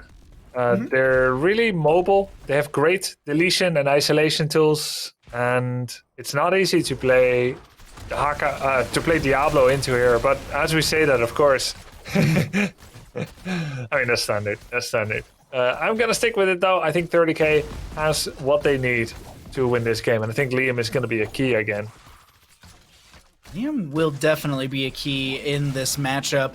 We didn't talk about this during the draft, and there was a lot of heroes that were just kind of ignored that I was kind of looking to see if there was any priority into. No bans onto Okay. Yeah, go ahead. Didn't Junkrat get banned? Did he actually get banned, or did I completely miss that? Hold on, he did get banned. He did get banned. Sorry, my apologies. Yeah. I completely just missed that. But no Rhaegar ban whatsoever either, unless... Okay, no, that one I do remember. Okay, so yeah, Rhaegar wasn't banned or picked or anything like that. And I expected with his changes that he was going to be a higher priority. Maybe that's just not what these teams are looking for. Hazuabs does get the Haunting Wave. And I do agree. I think it'd be really strong here with the dive of 30k. But either way, Lucio, a lot of really good, high 5 value. Sound barrier is a good kind of pause for the team fight. So I do think the utility of Lucio is a little bit stronger in this matchup for the side of 30k. But that's hindsight because they first picked the Lucio and not knowing how aggressive Chili Mountain was going to draft. That's true, but I really think Lucio is insane on this map. Oh, I agree. He can live on the side, like look at this kind of stuff. He can basically live on the rotational side between mid and bot lane on the enemy side without almost any threat. And you see him mid, and like 5 seconds later, he's gonna gank you bot, and it's insane. It's insane. And it really empowers the Nubarak Greymane. Look at this. They push. Remember when Dino died at level 1? But now Nagrom is here, so he can actually push back Diablo, and he didn't, right? So that was super risky. Hazu's gonna die for it. I think that was a Nagrom mistake. He was kind of just coasting on the wall at the bottom. We knew Azerite is gonna shadow charge in, try to get a kill. I don't think it was necessary. Soundwave was available. Nagrom could have pushed off, interrupted it. Maybe it's a experience thing because we don't see Nagrom play a lot in CCL at least. No, this is he played in week number 1 as a healer substitute for the side of 30K when there was I forget who was missing. I think it was Lobber. No, not Lobber. I'm dumb because Lobber's not even on their team. It was maybe it was Bad Benny was gone or Dino. Dino was on a ski trip. That's what it was. There we go. That's it. There we go. I slowly pieced it together on my own, but still. Like a grandparent going through all the grandchildren's names. You're Timmy, right? At least you got it. Turns out my name is Christopher, not Timmy. Liam feigning that he's not here, and Ultralisk. That was another one of those. I'm solo killing. It was kind of setting up that way, but good actually disengage from Dino. We didn't note it, but Dino lived there with like a couple hundred health and did get that counter kill. Well played from 30K, kind of answering back to the initial couple kills that they lost. Ooh, actually, we have that replay, so we can check that out, Grubby. Okay, it was pretty close for Dino. Let's roll the replay and see that 1-for-1 once again. Oh, before that, we have the Shadow Charge and E there on yes. Sylvanas. Falstad went real deep, Ultralisk. The only way that he could get the kill was to actually Thunderstrike it and go that deep, and that's how he died. So it could have been 0-0, 1-for-1. There was no other way. So technically, HeroesCCL wasn't out of position if it went to a 1-for-1. Nagrom! Wow! Ultralisk with the boomerang from that far away. Here's Greymane knowing he's going to die, Dino, and tried to make it a 1-for-1 as well into Leoric, just unleashing damage rather than trying to run away ineffectually. But it did not work out. So we've got Chili Mountain in the lead. Yeah. Solid level lead, jump in experience because of the camp that they grabbed, as well as the couple kills. I actually looked at the experience breakdown. It's like 1,102 over the side of 30K when it comes to that experience. So definitely bolstering with a couple of those heroic kills. Azurite, wow, that is a sliver of wall that Azurite was able to get the Shadow Charge angle onto. Boss laughing means he is up and available. Double alter phase, no 10 talent tier yet, and I think 30K are going to want to try and fight for this objective phase before 10 talent tier hits for the Chili Mountain crew. And let's see if they can make that opportunity work for them. Dahaka, of course, loath to join at this time as he wants to make up for the deficit in XP. 30K feeling brave pre-10 as it's their last chance to get a kill maybe. Oh, that might just be it. Ultralisk takes so much damage. Nagrom, actually great play. He skied forward and he did a sound wave trying to interrupt the barrel roll. But Ultralisk was smart as well. He held the barrel roll, knowing that's going to happen, so that it did not get interrupted. And all shots go to Chili Mountain off the back of that, with Falstad not dying, and the space that created trying to go for it, giving Chili Mountain the chance to channel both.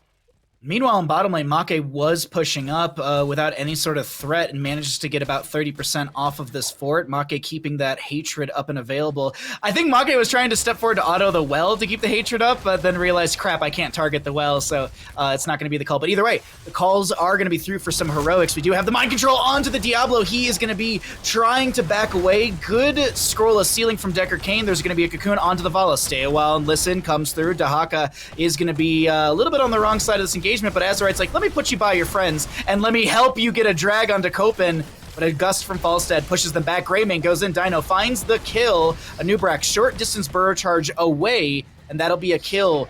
Really good to the side of 30K. They don't equalize in heroic experience, but they definitely close the gap that was starting to form with some of those earlier kills to Chili Mountain. A good read, a good play, and a good snap with that 10 talent here being picked up, and gotta say, really good mind control max range as well. Yeah, they tried to get Azurite, but he had that soul shield proccing in. Despite the cursed bullet, the DPS and the mind control, he was unable to get taken down, but they switched target. It was a cool fight from both sides. We do have that Fire Stomp build from Diablo that can make him extremely survivable. He's got full soul, so if he can stay there, he's in the sweet spot of near invincibility, despite the cursed bullet's existence. I want to get when we get out of this game, I really want to get Justin's thoughts on the Diablo build because he's very critical of Diablo players. But right now, we need to be critical about this team fight. There's going to be a scroll of sealing out. Greymane does go down, and Tomb out from this. Lee York sets up this kill. Can Bad Benny back away? Make vaulting forward. There's a little bit of a shield. The Gust kind of saving, and it's going to still be Decker Kane with the last hit. Sylvanas does go down. While there may be a kill or two in favor for 30k, it's the members of Chili Mountain who are collapsing and burying the 30k crew under this avalanche that is Towers of Doom. Yeah, let's see if it's going to stay in this situation because Chili Mountain, they were doing kind of good. Like, in fact, this is the exact death count that Chili Mountain had. 8 kills against 3 when they lost on Sky Temple. Mm-hmm. So it's definitely not played yet. 30k still may have something to show. As Liam with the bird. Well, I think, yeah. Nagrom is going to try to keep him safe. And the Entomb pretty much seals the deal, doesn't it? Quite literally. Entombing his death. Seal the deal. Sealed sealed him in a prison of Entomb. Yeah. Nice. We really killed it. Do you know what I wish? You know, actually, hold on. Let's not talk about my wishes. Let's talk about what we actually saw in that triple kill, because I'm curious. I believe it was the last big engagement that we saw. Yeah, I don't think they had a replay to go, really, but they had to stop us. They had to stop us from going out of control. Seemingly safe here. Level 11, both teams completely alive. But the Azerite just picked up someone. It's like, you get over here. That's a kill. And then, can Bad Benny get away here? No. Azuops also gets gusted. He tries to walk away. Doesn't have the wave anymore. It's just a really nice collapse here with Ultralisk coming in with that gust. Felt like a weird gust, but keep in mind it has a big slow after the pushback as well, so it can really be used that way, like a kind of long distance Earth Totem of Rhaegar. 40% slow decaying over 4 seconds. The invade onto the camp, and Bad Benny's going to look to try and make a play. Oh, goodbye, Falstad. 14 up on both sides. We do have a lot of damage onto the Nubrak. He's trying to burrow or back away. Actually, we have a Cocoon onto the Decker Kane. Bad Benny so very low. Gets to stay well and listen. Not interrupted by any means. Valo with a strafe of multi-shot out, and Lucio falls apart. Oh. What team are we looking at right now? We went to a break, and we come back, and Chili Mountain have revitalized, as this will be a quad kill to the side of Chili Mountain and a bottom lane fort to go down in their favor with 5 shots raining into the 30k core. Things are spiraling out of control. Yeah, this is... it actually looked like 30k was about to make a comeback there. They just blew up Falstad for free, basically, in the bush. But then they had nothing left for the rest, as Chili Mountain and Diablo, the Invincible, just came through and absolutely destroyed them. Lovely Entomb into Apocalypse combination. You're stuck in a place. Not everybody has a jump. And then Apocalypse under you to really doom your fate. Chili Mountain is insane right now. They are 2 levels ahead, 13-4 in kills. They've got bottom fort control. And Hazelhops now with Black Arrow will try to take it back. But Azerite is coming in. Can they blow him up before help arrives? Doesn't look like it. Ultralisk with a few hammerings here and there, does have 23 stacks. Vala with the Creed of the Hunter has 122 stacks. And has Vala died yet? Yeah, she died once, so she is down to 20% bonus attack speed for that Gambit level 1. Gambit balance. All right. Meanwhile, 30k, I mean, this is the kind of... What's that? It's like we're just sitting here tensely waiting as an Entomb comes out, but a burrow charge away. Yeah, in this moment, what? Huh? He only gusted the Beatles. Was that like double high five by Nagrom? I assume it was that because Sylvanas didn't even have Will the Forsaken. She quite literally just picked it as I was looking at the 16 talents. So, really? Just insanely good high five. But do you want to get in some... I was going to say, do you want to get Chili Mountain comms? But this might be the wraparound that is going to be a big kill onto the Falstad as the isolation connects before the Stay Well and Listen can be fully procced. Banana so very low. Diablo split from his team. A double kill to 30k. I curse the side of Chili Mountain by thinking about going into their comms. We can't go into the comms if nobody's alive. There won't be anyone. This is potentially triple shots. Now, it will only be 9. Oh, this left side actually doesn't look that good. Yeah, we're seeing some danger pings unless Negrom goes in deep and tries to make a plan to Make. Dino coming up here as well. Negrom is just delaying. He's feigning. He's like, oh, just a whittle old me Lucio might get killed. No, he had an entire team right behind him. But they respect it. Shots will rain out. But as I said, it's only going to be 3 shots from 3 altars. 9 and... Ooh, maybe they're going to try and greed for top? Yeah, it looks not great. It's doable.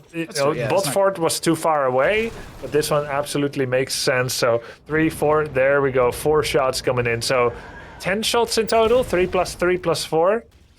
Don't ask 14. me. You know I don't do math on stream. Okay, 3.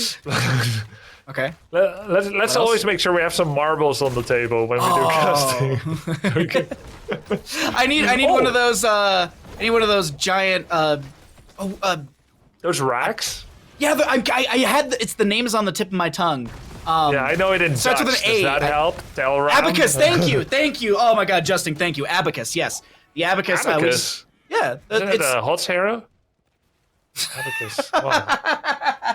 We call it in Dutch. Sometimes it's really simple. You know what we call gloves? Hand shoes. You know what we call an abacus? A counting window. I like that a lot. What they don't like on the side of 30k is the aggression in this bottom lane. 1-2 sappers, I believe, went over the wall right there. Stay a while and listen. Bad Benny gonna get apocalypsed. Another sapper does go over. 3 sappers, but Make traded. Leoric is trying to Wraithwalk away. Azerite, very low. They do have their bell tower in this bottom lane, but can they get the last little bit of damage onto Azerite? No, they are going a little too deep for this. High fives from Lucio will be able to save this Dino. Drag from Liam not connecting, but the black arrows from Hazoabs do come out, and the expectation is going to be traded objectives, though the trade is technically in favor for 30k, as they could be getting 5 shots out, and the enemy side of Chili Mountain only getting 3. I'm just looking to see if this engagement will be happening, and it is. Yeah, those sappers went in, so Chili Mountain, it still works out for them, but that was pretty crazy. A lot of insane things happened there at the tower line. Diablo staying alive with his Firestomp Soul Shield build together with some heals from Decade was pretty crazy too. 30k forced to accept the worst trade deal in history. They have to give away shots, even though actually it's not the worst trade. They still have 4 bell towers. It's like a 1 loss technically when you do the math. 3 sappers plus the 3 shots versus the 5 of just 30k. Yeah. So it is a loss. It's like it's a loss in the trade, but still it's a overall positive trade for 30k, as they won't lose 2 bell towers, and this is a quick boss to be called as well. 30k starting to equalize on Towers of Doom, but it's anyone's game. Chili Mountain could shut down the next team fight, and it could be like it actually is a double altar phase, which could be game ending. So yeah, this is a lot of factors. Yeah, please. Yeah, no, I see it now. I was like, wait, how do you know? But I see the telltale symbol on the minimap, so that's true. That could end it either way, right? Oh. Entomb with Buried Alive does not connect. It's got a 50-second cooldown right now. I'm actually just double checking that really quickly. Diablo with the Hellgate forward. Now going for Bad Benny. He found a new angle. None of it really paying off. Wow, Bad Benny going in on Deckard. He thinks that he found a window on Deckard. Isolation hits as well. It's a contagion on Deckard and Diablo, but there's to stay a while. Listen into the apocalypse. Oh, it's a massacre. It's a bloodbath. Chili Mountain getting so many kills here. Dino, wait. What are you? Yeah, he knew Leoric is after him. He knew there was no... Wait, Vala dies. Who did that? Leoric? Dahaka? Wait, no. I don't know. Yeah. Leoric killing his own Vala. That'd be ironic, wouldn't it? No, of course, it's Liam again. I killed him alone. Let's see. It's not game ending unless they can convert a bell tower. 1 bell tower. Ooh, this is real. Mind control connects on to. Copen, there's no drag to connect. If that drag did connect, I think we might see a dead Leoric, but Diablo, he's trying to get the top left bell tower converted. Copen looking to delay things out, but Azerite, he doesn't clear the quickest, and we have Ultralisk coming in to try and speed things up. Oh man, this is a tense one because the death timers are not that long. Copen looking to Wraithwalk in. Chili Mountain is counting on their abacus right now. They're like 1-4 down. We channel this, then we channel the other one. Yeah, it's enough. Let's see if they can get an abacus victory here. Mind control trying to stop Leoric. Copen outplays it, blocks it with his haunting wave, and looks like the Haka will go down here. Liam is down. He got thunderstruck. As everyone else comes back for 30k, it's a 5 versus 4. Chili Mountain, if they play their cards right, they can end right here, right meow.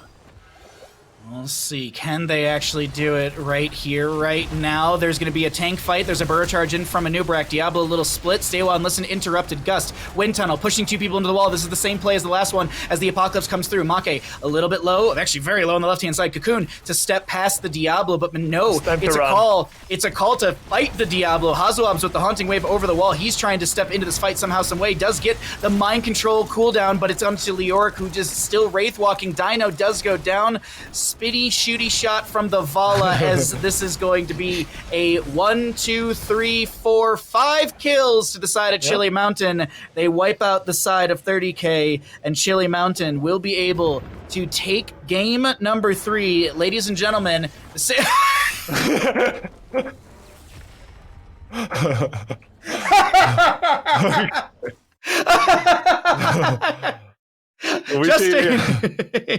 Big mistake for Ultralisk. Never seen that before. Please, that was please save me. nice play by Ultralisk there at the end, flexing on him. Overall, a really impressive play coming up from Azerite and Chili Mountain. Azerite in particular on Diablo really popped off and played well. Like I mentioned in the draft, he has really no tools to save him on his team aside from Gust and maybe Stay a While and Listen from Deckard. That's pretty much all he has. So to be able to kind of play as aggressively as he was without getting punished, really, really impressive, especially for a player who's new to the tank role. And also typically I don't like the W build with the APOC. Here I think it actually made sense because they had the Sleep to combo with it, as well as the Entomb to combo with it. If it was just Entomb, I'd probably still prefer Fire Breath, but going APOC with the Say a While and Listen, they had a nice combo, as well as with the Gust, if they Gust into the wall with the Wind Tunnel into APOC, which we saw in that mid fight. It's really, really strong combo. The game was relatively back and forth, especially at the end. 30k started to mount a bit of a comeback when Chili Mountain got a little bit overextended under their, like, almost diving into their bot shots to try to kill them. And then 30k had a nice attempt to come back when they sort of flanked their own fort bottom to get those picks that kind of brought them back into the game. But at the end, they just couldn't win team fights. 30k extends too far mid and gets hard punished by Chili Mountain. Azerite in particular completely popped off in that mid fight in the last big turning point of the game in the mid fight. He kind of baited 30k to kind of overextend. He blinked forward and looked for a combo, and Nagrom looked to save somebody and actually got stunned up himself.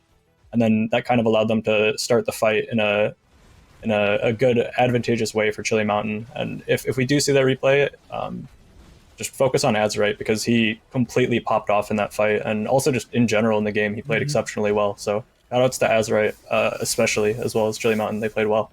Chili Mountain as a group did really, really good, and I've made these avalanche jokes, but quite literally they buried the side of 30k. It was 22-9 in kills, and overall play was just phenomenal from Azerite Diablo. I think Ultralisk definitely had some insanely good wind tunnels and angling with those gusts as well. Supreme play, like right here, like this wind tunnel into the wall with the Apocalypse to Stay a While and Listen. Extremely well layered heroics from Chili Mountain. Definitely looking a lot stronger into that map number 3, and overall, like I'm blown away by this team. They're outperforming my expectations, which I'm excited to see. But the series, it's not over just yet by any means. This is, I think, that last engagement, as we did see, Azerite kind of baiting around right now, and Hazo just can't step in. Oh, it's just once again, like Azerite's like, I've got like no HP, but he actually does because he's Fire Stomp. He just hits a W and he's A-okay. I also looked as well. Diablo was deathless in that game. Azerite didn't die a single time in that entire game. I think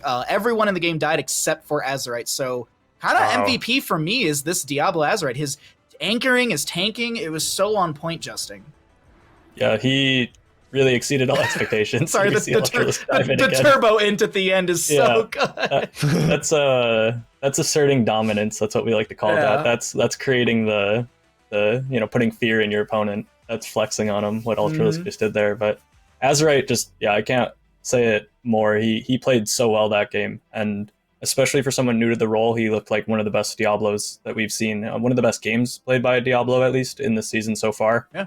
So really, really impressive, especially having the fire build with APOC. It's kind of awkward to play, and it puts a lot of reliance on your team to set up for you, which his team did set up for him. Banana H, I would say, came in a close second for my MVP spot. He played really, really well on the Deckard. His Stay a While and Listens were very, very on point. And if Ultralisk didn't a couple times, he probably would have been contending for that MVP. But overall, just really well played by Chili Mountain. And perhaps the reverse sweep's mounting here. 30K's got to be a little bit nervous after losing that game.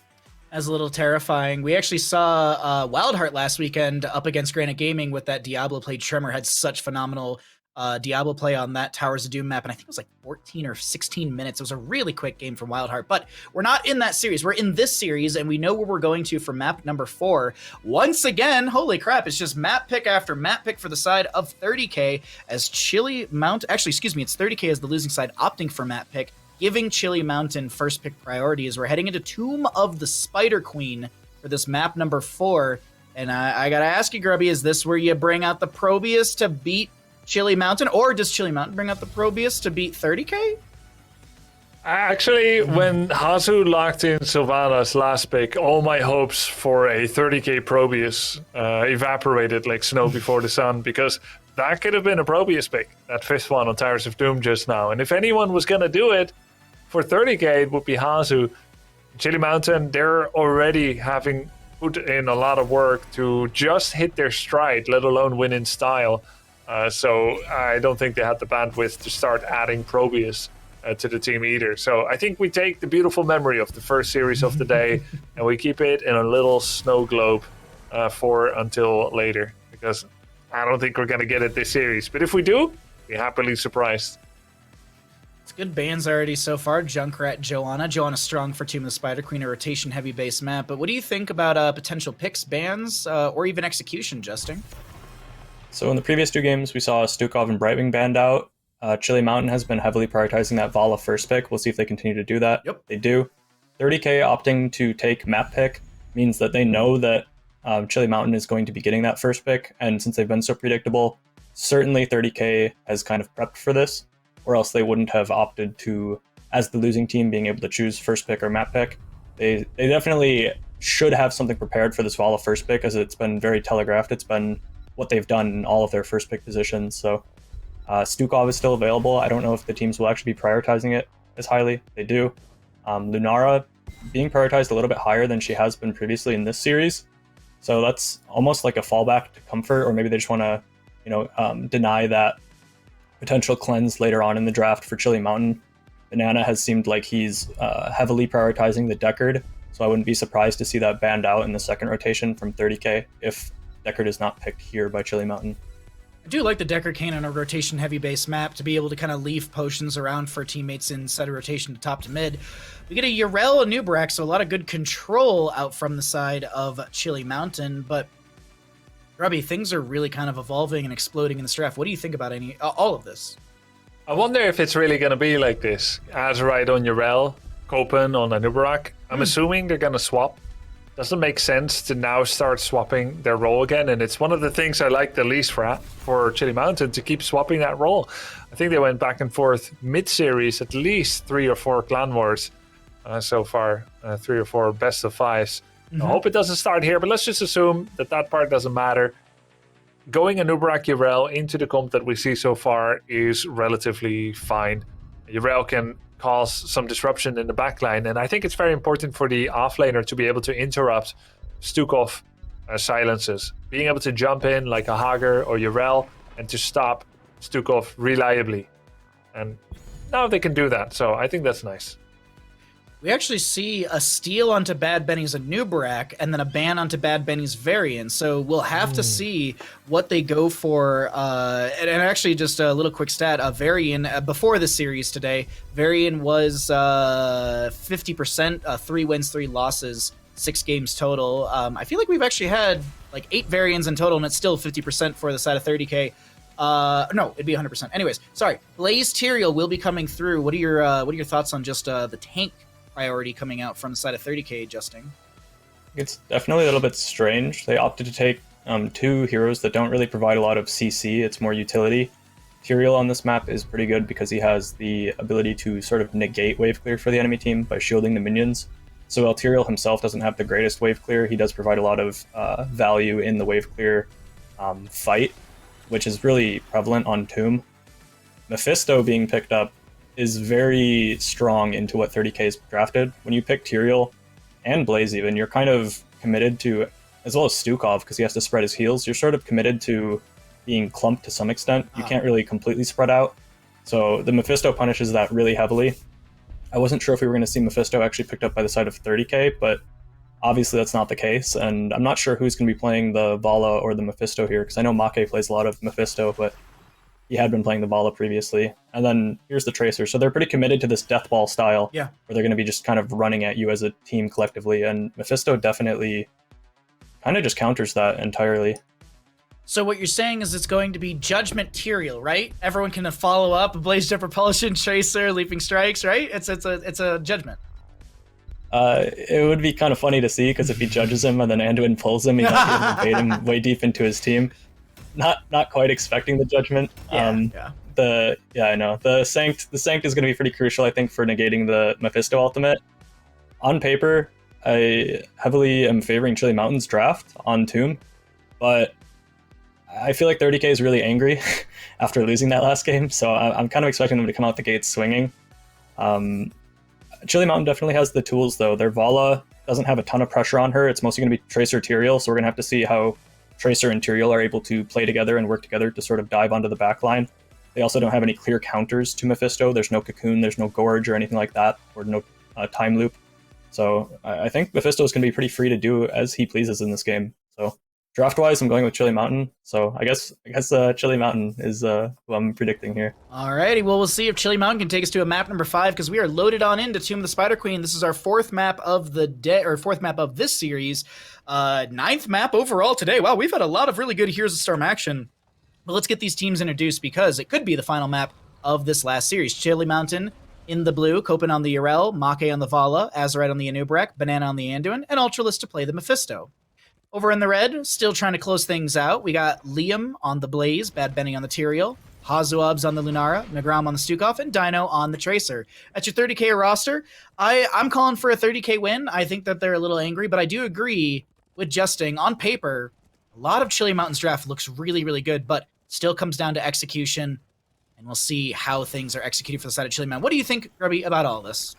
Yeah, I think I was really doubtful about the Mephisto pick earlier on into a Tyrael mobility composition, and I think I was exonerated on that doubt as well, because it didn't look that good on Alterac, but now it looks like a perfect draft for Mephisto. You've got just the right amount of lockdown, but also other forms of pressure via Make's Vala. It's the classical one mage, one AA. There's more clumping requirement. I'm actually on Chili Mountain's side here, which would be insane, because keep in mind, Chili Mountain has 2 map wins this season. Is it 2 or 3? 2. And never 2 in one series. Whether it's 2 or 3, it's never been 2 in one series. Yes. So if they win one here, they're going to do it against a team that, if 30k wins, they're number 1 team. So essentially, if Chili Mountain does it, they've done it against the number 1 team, right? Because if they don't do it, then 30k is number 1.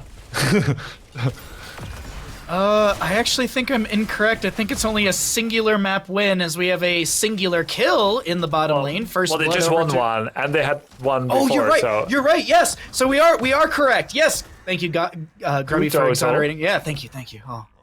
Now I won't. And this would be their 3rd, which would be crazy, and the 2nd in a single series. So Tomb. Yep. Tomb is a very standard map, how things start out. And I know we already had the kill into Tracer, which is maybe considered like, whoa, you got a kill on Tracer. That's not pretty standard. It kind of is, because usually you have top to mid rotations, and then sometimes a team will completely rotate hard onto the bottom lane Siege Giant camp and look for a kill, or teams will just ignore it and let that Siege Giant camp be grabbed to an enemy side. I like what Chili Mountain did. They ran down to bottom. They played for the camp that they expected 30k to be on, and I just really like the shot calling so far from Chili Mountain. A good read, but when we look at this map, standard beginning is going to be consistent rotations between mid and top, picking up the gems as you see on the bottom right of your screen. Once you get 50, you can get a turn-in on your side. Once you get that full turn-in, your turn-in increases by 5 every single time. So if Chili Mountain gets the first turn-in, they'll have 55 necessary, but it doesn't change the side of 30k. Just a little bit of a explanation for anyone that might be, checking out Heroes of Storm for the first time, seeing that there's the CCL tournament. Just want to make sure that you also have an idea of what's happening on the map. There's a lot of nuance in this game, a lot of intricacies as well. But let's talk once again about the consistency of Chili Mountain, because anytime Dino tries to step up and get a pulse bomb, either it doesn't connect or it finds little to no value.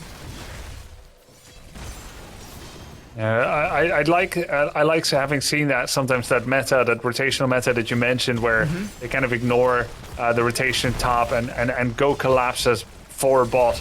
Yeah. I wondered whether that was just like an easy simplification of the Blackheart's Bay meta, where you have one soaking double top and everyone else is all the way at the bot, which is difficult to respond to because the distance is so large. But it seems like, rather than just an oversimplification of the laning process, which is usually helpful for Storm League, here it was really about, like you said, that siege camp. You go there for a bit for the siege camp. Mephisto spends some time doing maybe double laning, and then you go back to what you see now, which is what used to be the meta for a long time. A big focus on mid lane in particular. Mid lane being pushed in or shoved in with this camp. We are going to be having 20 spell armor. Liam actually steps in the bush and sees Copen and is just like, oh, hey, Urel's in the bush, and I'm just going to double back and avoid some impending damage. But what is impending is both these teams have a potential turn-in. Bad Benny trying to jump onto Make. We have Dino diving around as well onto Ultralisk. Here comes Copen into the backline. Negron will be forced away by the Righteous Hammer. Liam comes in with a huge jet propulsion. Make dropped to like 1 HP and then got some burst healing from Banana. Really good play. I'm gonna check really quickly. Yeah, that was Desperate Prayer. That's what really gave that burst in healing. And I can't believe Desperate Prayer wasn't interrupted by anyone from the side of 30k. But speaking of 30k, they are going to get the first objective phase. Can you not? No. It's front-loaded heal and then a 2-second post route, which is definitely not what I anticipated when I read the talent. Yeah, I had it backwards. Okay, thank you. From reading it, I was like, hey, you're guaranteed to get the heal. That's kind of good. And then, will I die or not? Well, that's a concern for later. We'll cross that bridge later. But that was a big jet propulsion. Oh, Dino! Nearly died. I really feel like Liam puts the pro in propulsion, don't you think? Oh, sick. Absolutely. He nearly killed that Vala who was trying to peel for the Mephisto by trying to kill the Tracer. Nagron there trying to get a kill on Make, but he actually takes a lot of damage. Impale interrupts the silencing arm. So we'll have 8 apiece in levels, a little more experience to the side of 30k as Hazuabs gets one kind of hop forward on this Lunara to avoid the burrow charge of Azerite. Mephisto, Ultralisk using the shade of Mephisto to safely try and clear as Azerite's going to be taking a lot of damage. There's going to be a pulse bomb from the Tracer. She recalls and Azerite sits with about a third of his HP as Ultralisk dives forward with that shade of Mephisto. And there was a attempted read from Hazuabs onto the origin point for some burst damage with the Noxious Blossom, but cannot get the actual targeting on time. Really close game so far, though. It's 1-0 in kills, and 10 Talontiers are close by both sides. Starting to get a real bad feeling for Ultralisk on Mephisto. Tracer just kind of seems to go after him like a bee defending the nest and not letting go. He just keeps right-clicking Ultralisk. It's really only Make that can protect Ultralisk from that kind of Tracer sticking to Mephisto, and so they gotta play as a team here, Chili Mountain, and that kind of grouping where they peel for each other, that's what Liam abused the last time when he went in with that jet propulsion. Meantime, we actually have Tracer going for the boss. That feels familiar. Didn't Dino constantly do like solo boss last time with Tracer? Wasn't it Alterac Pass where they soloed boss? Yeah. And we all were like, okay, today I learned you can solo boss as a Tracer. Absolutely crazy in that. You had said something.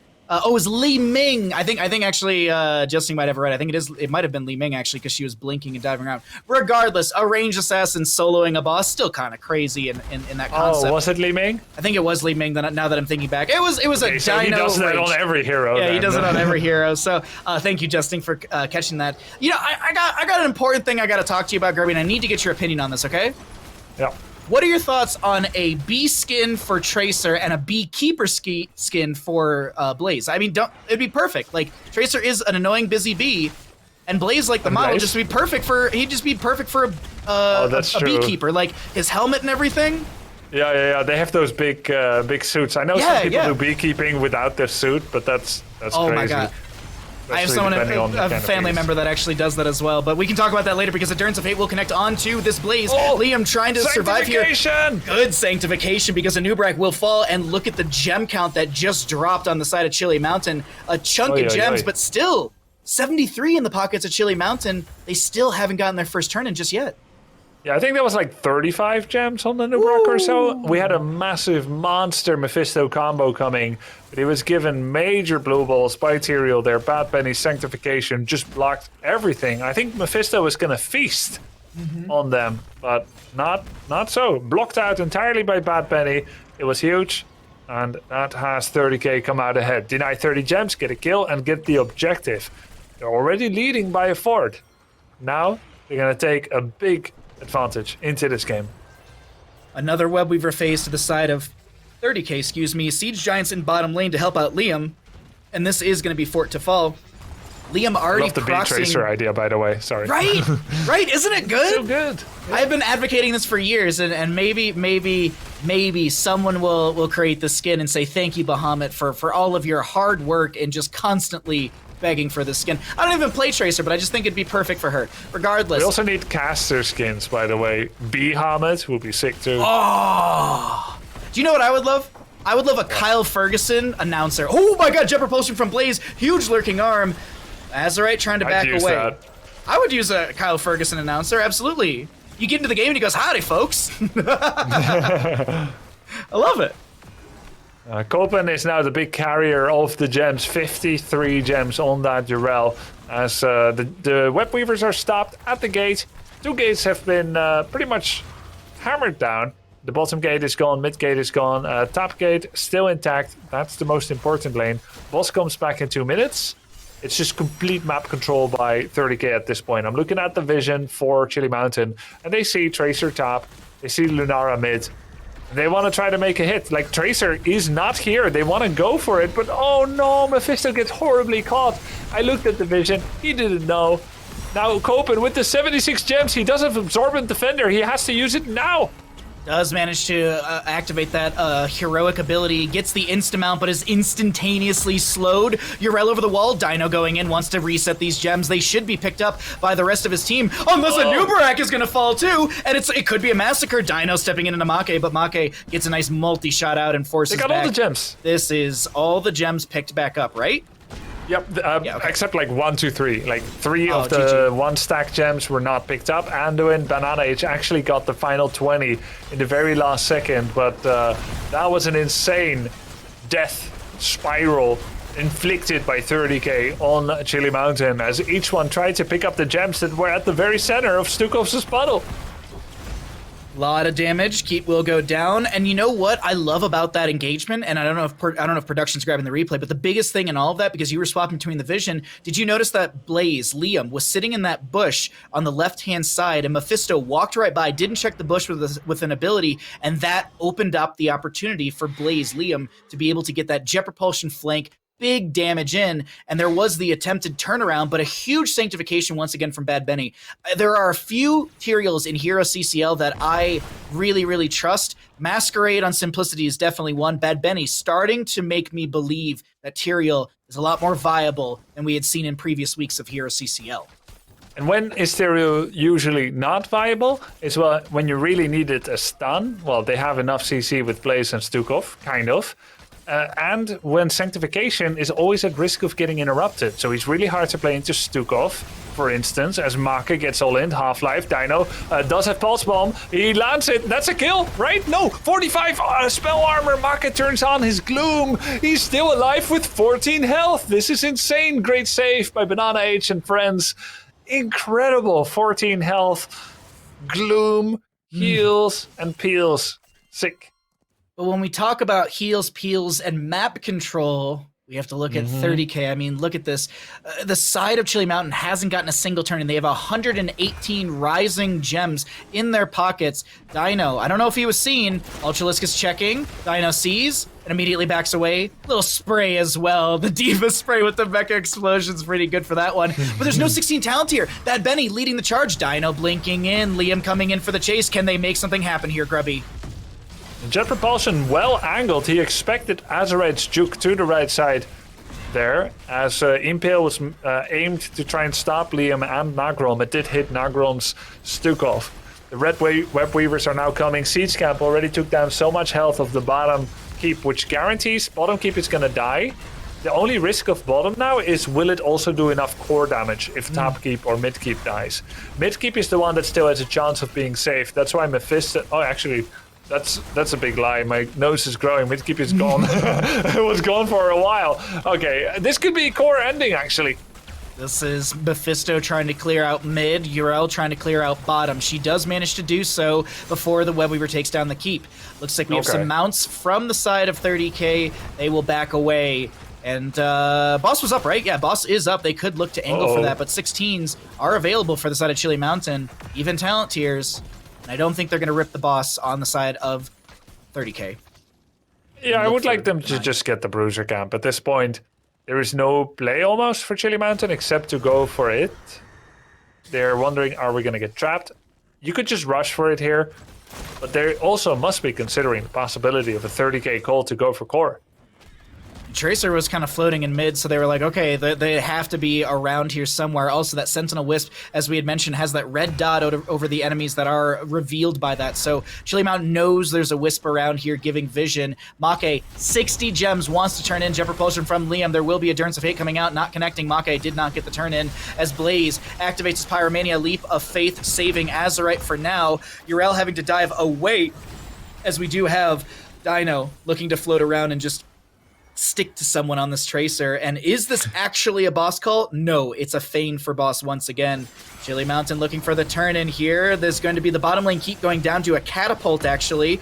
And so this is a good delay for 30k still, since they are able to get that third keep through bottom lane. Consistent catapult pressure in all three lanes. No periodics to match the side of 30k's waves. Good flailing swipes from DeGrom. Huge Jet Propulsion in from the Blaze, Grubby. Yeah, Maka was already so low, and then he took another stun because his allies betrayed him. As Banana is just getting attacked. Pulse Bomb, 69%, 79%. It's coming real close. And, you know, it's usually times like this where my Storm League allies are like, oh my god, can you just pay already? And I'm like, don't you see that they're controlling the map? That's what 30k is doing. They're controlling the map. Yeah. They're pushing every lane. Have you ever had those people? Yeah. Why isn't Chili Mountain just turning in? It's like, why doesn't Abathur come team fight with us? Like, I mean, these are all the important questions that we get asked in Storm League, and I absolutely agree. Dino doing a really good job of playing around the boss area with the Tracer, just quite literally kind of playing in a square formation. But here is a Nubarak kind of like saying hello to Dino, and Dino's like, okay, I'm going to respect the positioning. Not going to step forward because not a lot of members on Chili Mountain are showing on map. Make might have showed in top lane. Not 100% sure. Yeah. Chili Mountain, I mean, pretty much where a Nubarak is, everyone else is going to be. They see a Nubarak, they know the rest is there. Minion waves are showing. It's desperate. It's super desperate. Nagrom is quite far forward.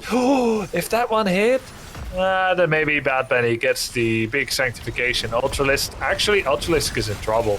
Ultralisk is going to be fine for now as he does get the Leap of Faith. There is going to be a Cocoon onto the Tracer. They're going to try and chain CC Dino, but it's not going to be enough. Dino races forward. The Immortal phase is, or not the Immortal, the Webweaver phase is spawning in the lane for the side of Chili Mountain. They get a singular turn in. But what does this actually yield, Grubby?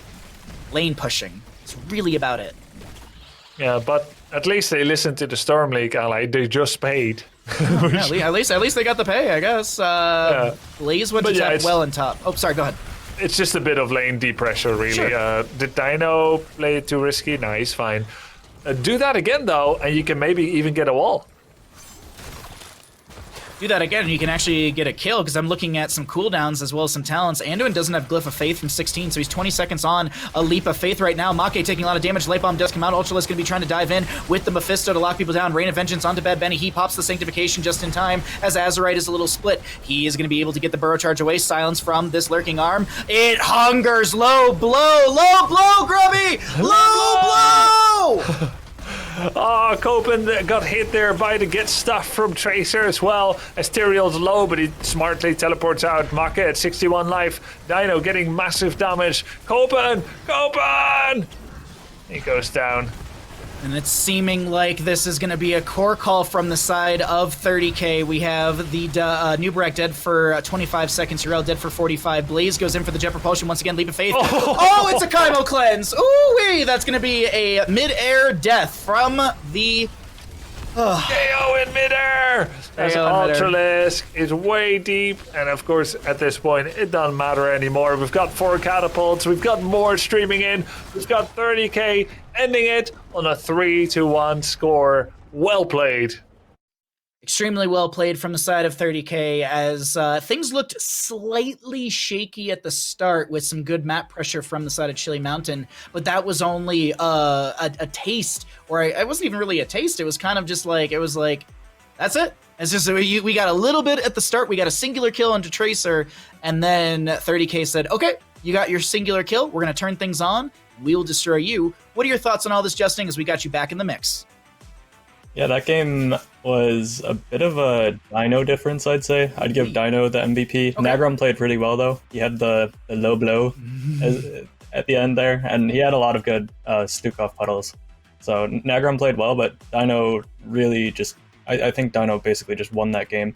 It's obviously a team effort, but he played really well on Tracer, but also he exerted a lot of macro pressure while on Tracer, which is... Tracer's not a macro hero. Tracer is a... quite the opposite of that, at least until you get the AoE W to clear waves. You have no real macro pressure. The only thing that she has going for her is that she's safe, so she can kind of be by herself in a lane. But the game kind of starts breaking apart when Dino is just randomly doing a boss with Nagrom, which we saw on Eltric. He was doing that with Li Ming, and Dino's the only player we've seen doing that in the CCL, and he did it again in this game where the enemy leaves boss for any moment, and it's immediately just gone. Because if Dino's off the map and boss is on the map, you basically need to be watching the boss. So they get a free top fort off of that. This clip here, where Ultralisk ends up kind of face-checking and dying, the reason that Ultralisk had thought he was safe to step up here was because he saw Dino showing on the minimap top at the start of that play, when he starts walking up towards the bottom turn-in. So again, it's just the macro things that it's not super noticeable, but I guarantee in the comms in Chili Mountain, Ultralisk felt that he was safe because, like, oh, it's fine, Tracer's top. Surely they're all top. Why would Tracer be top by herself? And so he walks up and immediately gets just deleted by 4 members of 30k. And again, that's Dino making a play without even being there, like without even being on the screen, being just by showing on the minimap. That kind of gave him that false sense of security. But everyone played really well. I do like the Tyrael Tracer combo. It feels really strong, not only for the obvious reason of being able to shield the Tracer and play kind of a death ball, but also Tyrael pivoted into the auto attack build, which I think we've seen before. I don't remember if it was by Bad Benny or if it was a different Tyrael who did this, but we saw this before where the Tyrael with the Tracer, the Tyrael goes the auto attack build so that he's kind of a dive buddy with the Tracer and he actually deals meaningful damage with his auto attacks. So you have like 2 Tracers at that point. And if you don't get a good clean engage on the side of Chili Mountain, your team fight kind of just falls apart because you just get ran down by the Tracer and the Tyrael. So it's tough. It's a lot of pressure on Azerite, and as a new tank player, I don't fault him for it by any means. I think overall, Azerite played really well, and Chili Mountain played fairly well as a whole, a lot better than I expected. But 30k really making that push. They're first place now, and it's well deserved. They're making the case for being the best team in the CCL this season. And we actually have Nagrom, I believe, on the line right now to start asking a few questions about this game. Can you hear me? Hello. Yes, I can. Congratulations on your victory versus Chili Mountain, propelling your team into, we believe, the first place slot. And I have to ask immediately, how are you feeling as the substitute coming in to kind of deliver this victory with your team? I think we did all great, and I'm kinda not that good on support yet. Like, most of the support are better than me, but yeah, we're doing great. I personally would disagree after seeing your Ana play, but hey, you know, we're all very, very self-critical here. And Justin, any questions for Nagrom? Yeah, I've got 2 questions. Question number 1, how do you feel about Stukov after his recent nerfs? Didn't change anything. Alright. Thanks, just had to get that Thank you. confirmed. And then Thank you. second, how confident were you picking Anna on BOE? Because Anna's obviously pretty scary to pick I mean, into anything. in voice, I just say I feel it, and I pick Anna. Okay. Because we are looking at Decal as well, because they have double support, so Until was good against that. But I was feeling Anna, because we have more CC with the sleep dart, so more setup for aiming. And they have only one cleanse, so if they cleanse the sleep dart, so they can't cleanse the taunts, and whatever. Awesome. Oh, it's very interesting. Grubby, any questions for Negrom? Yeah, you had some really accurate sleep darts there on that game on BOE, so definitely feel like it's a bit of modesty there, calling yourself below other No, I healers. mean- Looks really good. For now, I'm not that good on support, but in 2 months, I will play with Team War for the LAN in Miami. So we'll frag, we'll kill everyone, I will step up a lot, we'll be sick. And for those that are watching and that haven't seen you a whole lot on your main role, what is normally your main role? I'm playing tank. Yeah. And I think Now- that's pretty good to play healer as well when you play tank, because you know what the tank will do, so you can cleanse it, you can do many stuff. Yeah, that's really cool aspect actually from role switching. Yeah. So with that victory, you guys move over to the first place in the league, where if you stay there, you'll meet the challenger from the knockout. But you've got one more match remaining, Nagrom, and you're going to be facing Simplicity in the next weekend. How important is that match for you guys? We will win it, of course. I mean, of course, it's important. It will depend on the bracket we will go, so we will give our best. And your prediction, if you want to make one? Prediction? I think we 3-1. So many will like me more. Okay. Nice. All right. Well, thank you so much for the breakdown and answering our questions. Before I let you run out of here, are there any shouts that you'd like to give? The floor is all yours. Yeah, why not? Mostly to the Twitch chat and stuff, and to my team, because they are so fucking good.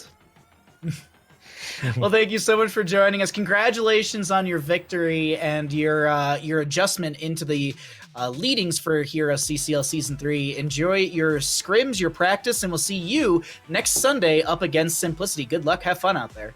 Yeah, see ya. Thank you. Thank you for joining us, my friend. That's actually...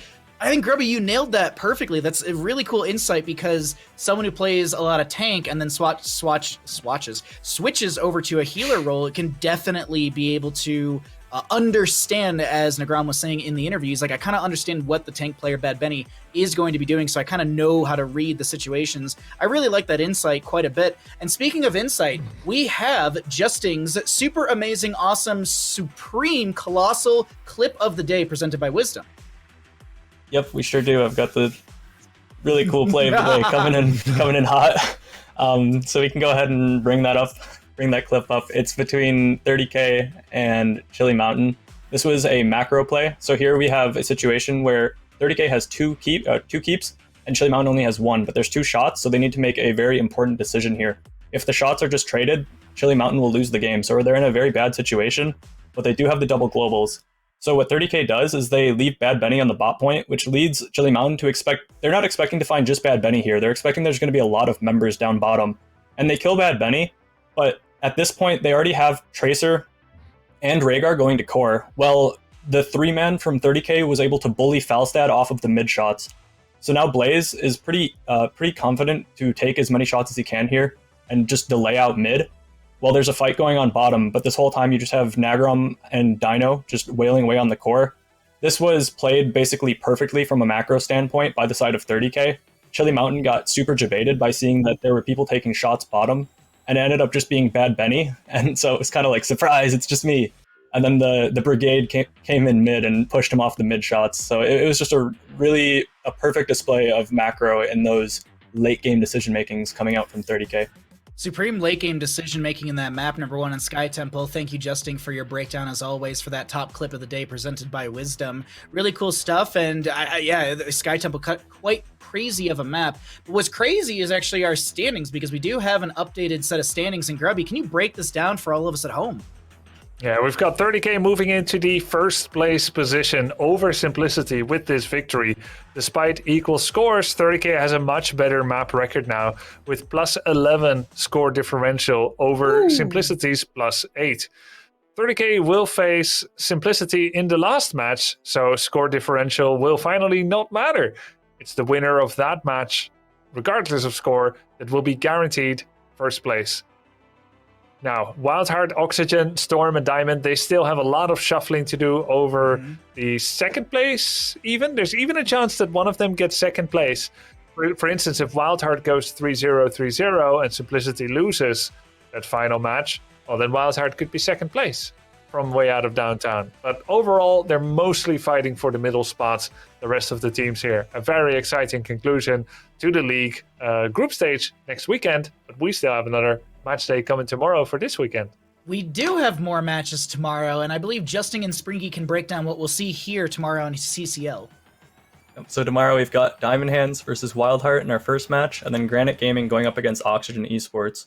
So we have a lot of the middle of the pack teams that are all trying to kind of define themselves as a team that can contest for that third place. All of these teams are in contention for third place still. They're all very close in the standings, so all the matches tomorrow are going to be extremely important for whoever wins.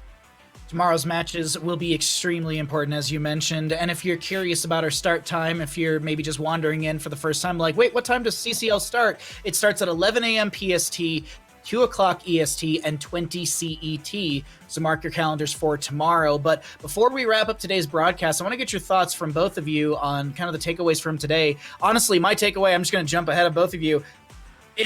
Okay, all right, I was wrong. Probius, at least in the hands of Storm Esports, look really good. But Justin, any takeaways from today's matches? Yeah, Storm Esports definitely on the up and up. Well, their match record is 3-3, and they're not necessarily super high in the standings. Their wins are against 30K and Simplicity. Yep. So that's kind of huge for them. That definitely bodes well for them going later into the season.